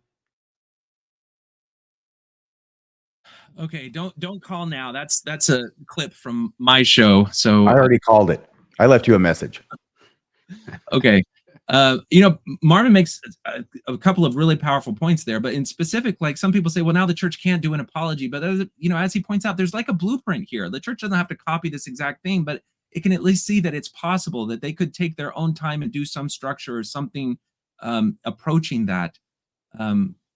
He's worked with the church and leadership in the church for something like 30 years on trying to forge a way forward for people of color in the church to find a room for faithfulness in the church and to find a place among the saints. And I think, he sounded like he was at almost the end of his rope on that, but I wish him the best. His approach to these issues is something that I actually resonate with. So I found my conversations with Marvin Perkins to be very illuminating, and I encourage people to seek out his voice. All right. And then finally, since that apology, there have actually been a number of other faiths that have stepped up and started to take the steps of reconciliation that include apology.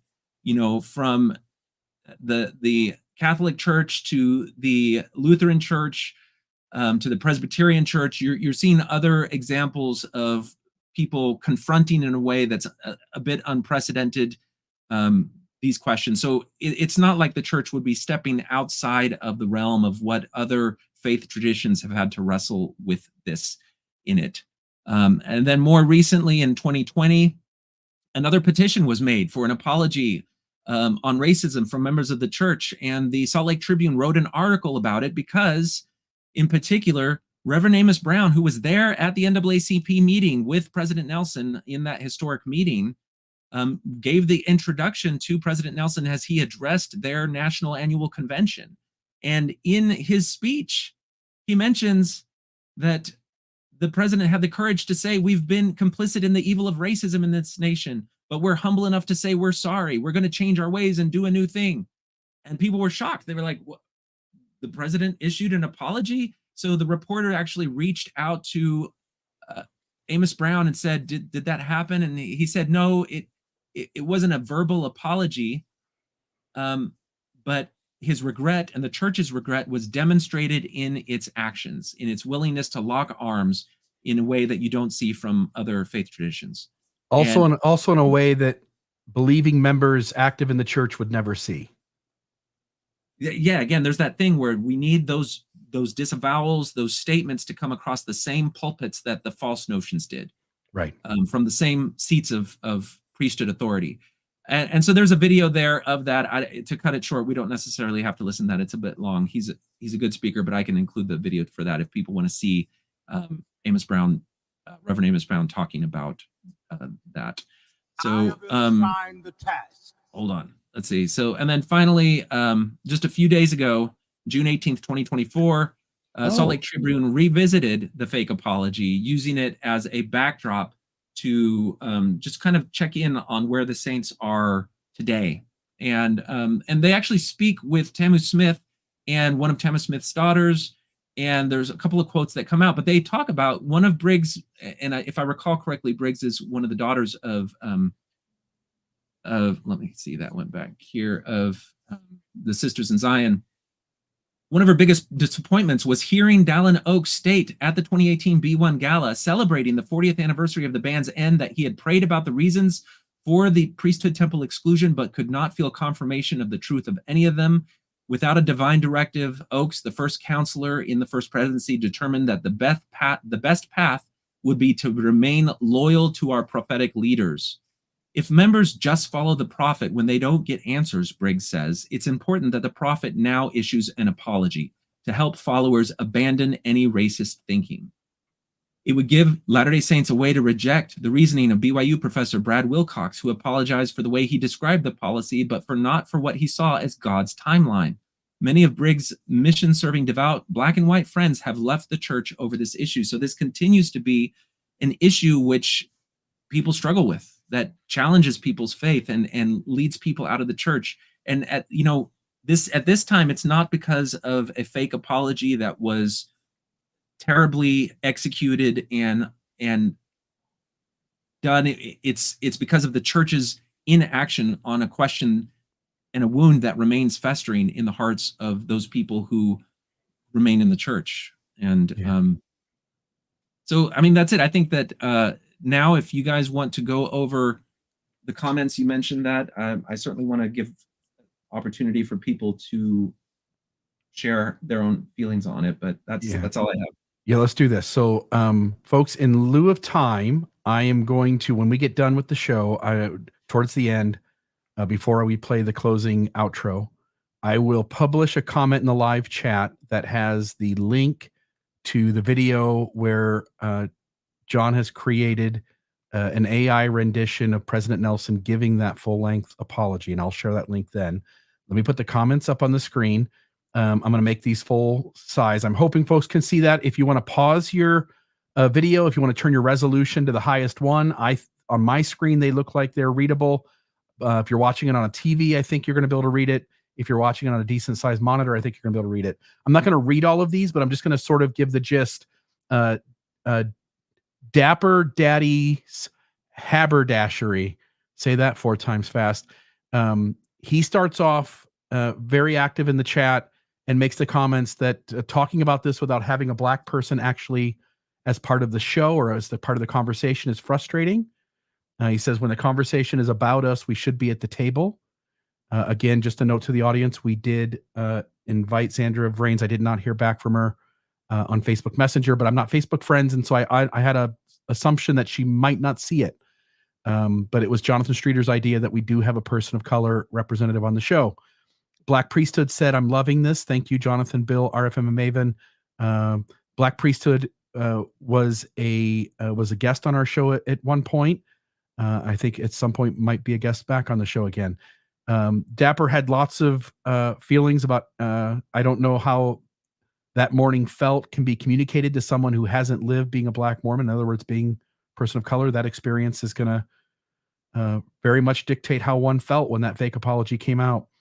He says the NAACP, to get wise, they're being used as a minstrel show. They need to get wise. They're being used as a minstrel show. But Dapper ended the part of most of his comments. One of his last ones was, this conversation has actually been very cathartic for me. And he made comments about it helped him to understand Streeter, and that our coverage of it this night gave him sort of some some healing, I think, is sort of what he's pointing to. There are other comments there, folks. I'll just leave it up to you to sort of read those. Black Priesthood said actions speak louder than words. Essentially, the church is saying to AA, look, we can go, NAACP, I assume is what he's talking about. Look, we can go find Black people elsewhere in Africa. We don't care about you. Oh, African Americans, sorry. Church is saying to African Americans, look, we can go find Black people elsewhere in Africa. We don't care about you. Again, you can read those on your own time. We're going to skip the phone calls tonight. I'll just get kind of a feeling from you on any final thoughts. And then just before I close out the show, in the live comments, I'll put the link. And then it will also be in the show notes of this video within 30 seconds of this show ending. You can hit your refresh button, and you will find in the show notes below in the YouTube video the link to both Streeter's original fake apology, the link to the AI rendition of Nelson giving the apology. And Streeter, if you can send me one more thing, which is your actual apology for the event, I'd like to be able to post that. Yeah, that link that I sent you about the apology has the whole entire event with links to the sources in it, including my final apology. Sweet, love it. And something about, so we've made some allusion to this AI rendering sort of thing. So since 2018, technology has advanced quite a bit. One of my hobbies is AI imagery, which you've seen in the thumbnails and in sort of these things. And kind of the most recent wake of that is both being able to clone voices as well as to repurpose videos in it. So in contemplating just bringing something new to the table for this discussion, I wanted to take that technology to it and try to do, because I agree with Tammy that the content of the apology is important and significant. And if you can present it saying, I wish this is something that the church could do, that would be powerful. So I wanted to say, well, can we take that principle and idea and now use this new technology to present it? So it's a video. It starts out with a very clear header. This is not real. This is something that the church, it's an imagination of what the church might do or could have done, or what it would have been like for the leader to do it. And it's taken the audio from his talk and created an AI voice model that allows you to repurpose the words. It's taken the video and the setting from it. It's not perfect. It's janky. You can tell it's fake, but it still gives you a what if experience that is not clouded by the deception and the problems of the original apology. And so it's something that, again, you can share as, hey, this is what it might look like. It's not, hey, this actually happened, because it didn't happen, and it's not real. Yeah, and I think you do a good job at the very beginning of noting that it's not, it is a AI rendition. Okay, any final thoughts from you, RFM? No, very moving. Yeah, tonight, and this helped me increase my understanding of the depth of the pain that was caused by this. Yeah, very much so. Folks, I'm going to post that comment now in the chat. Folks, I appreciate very much all the participation. I really do appreciate all the varying views in the live chat. I think for the most part, it was very respectful. To Dapper, I just want to say, I think that your voice early on in the chat was very much needed, and very much appreciate what you contributed, Black Priesthood, as well as you. Folks, have a great night. We will see you back here on next Wednesday at 6:20 p.m. And don't forget that Mormonism After Dark will be Saturday, 8 p.m. Mountain Time. And I hope everybody has a great day, and we'll see you guys then.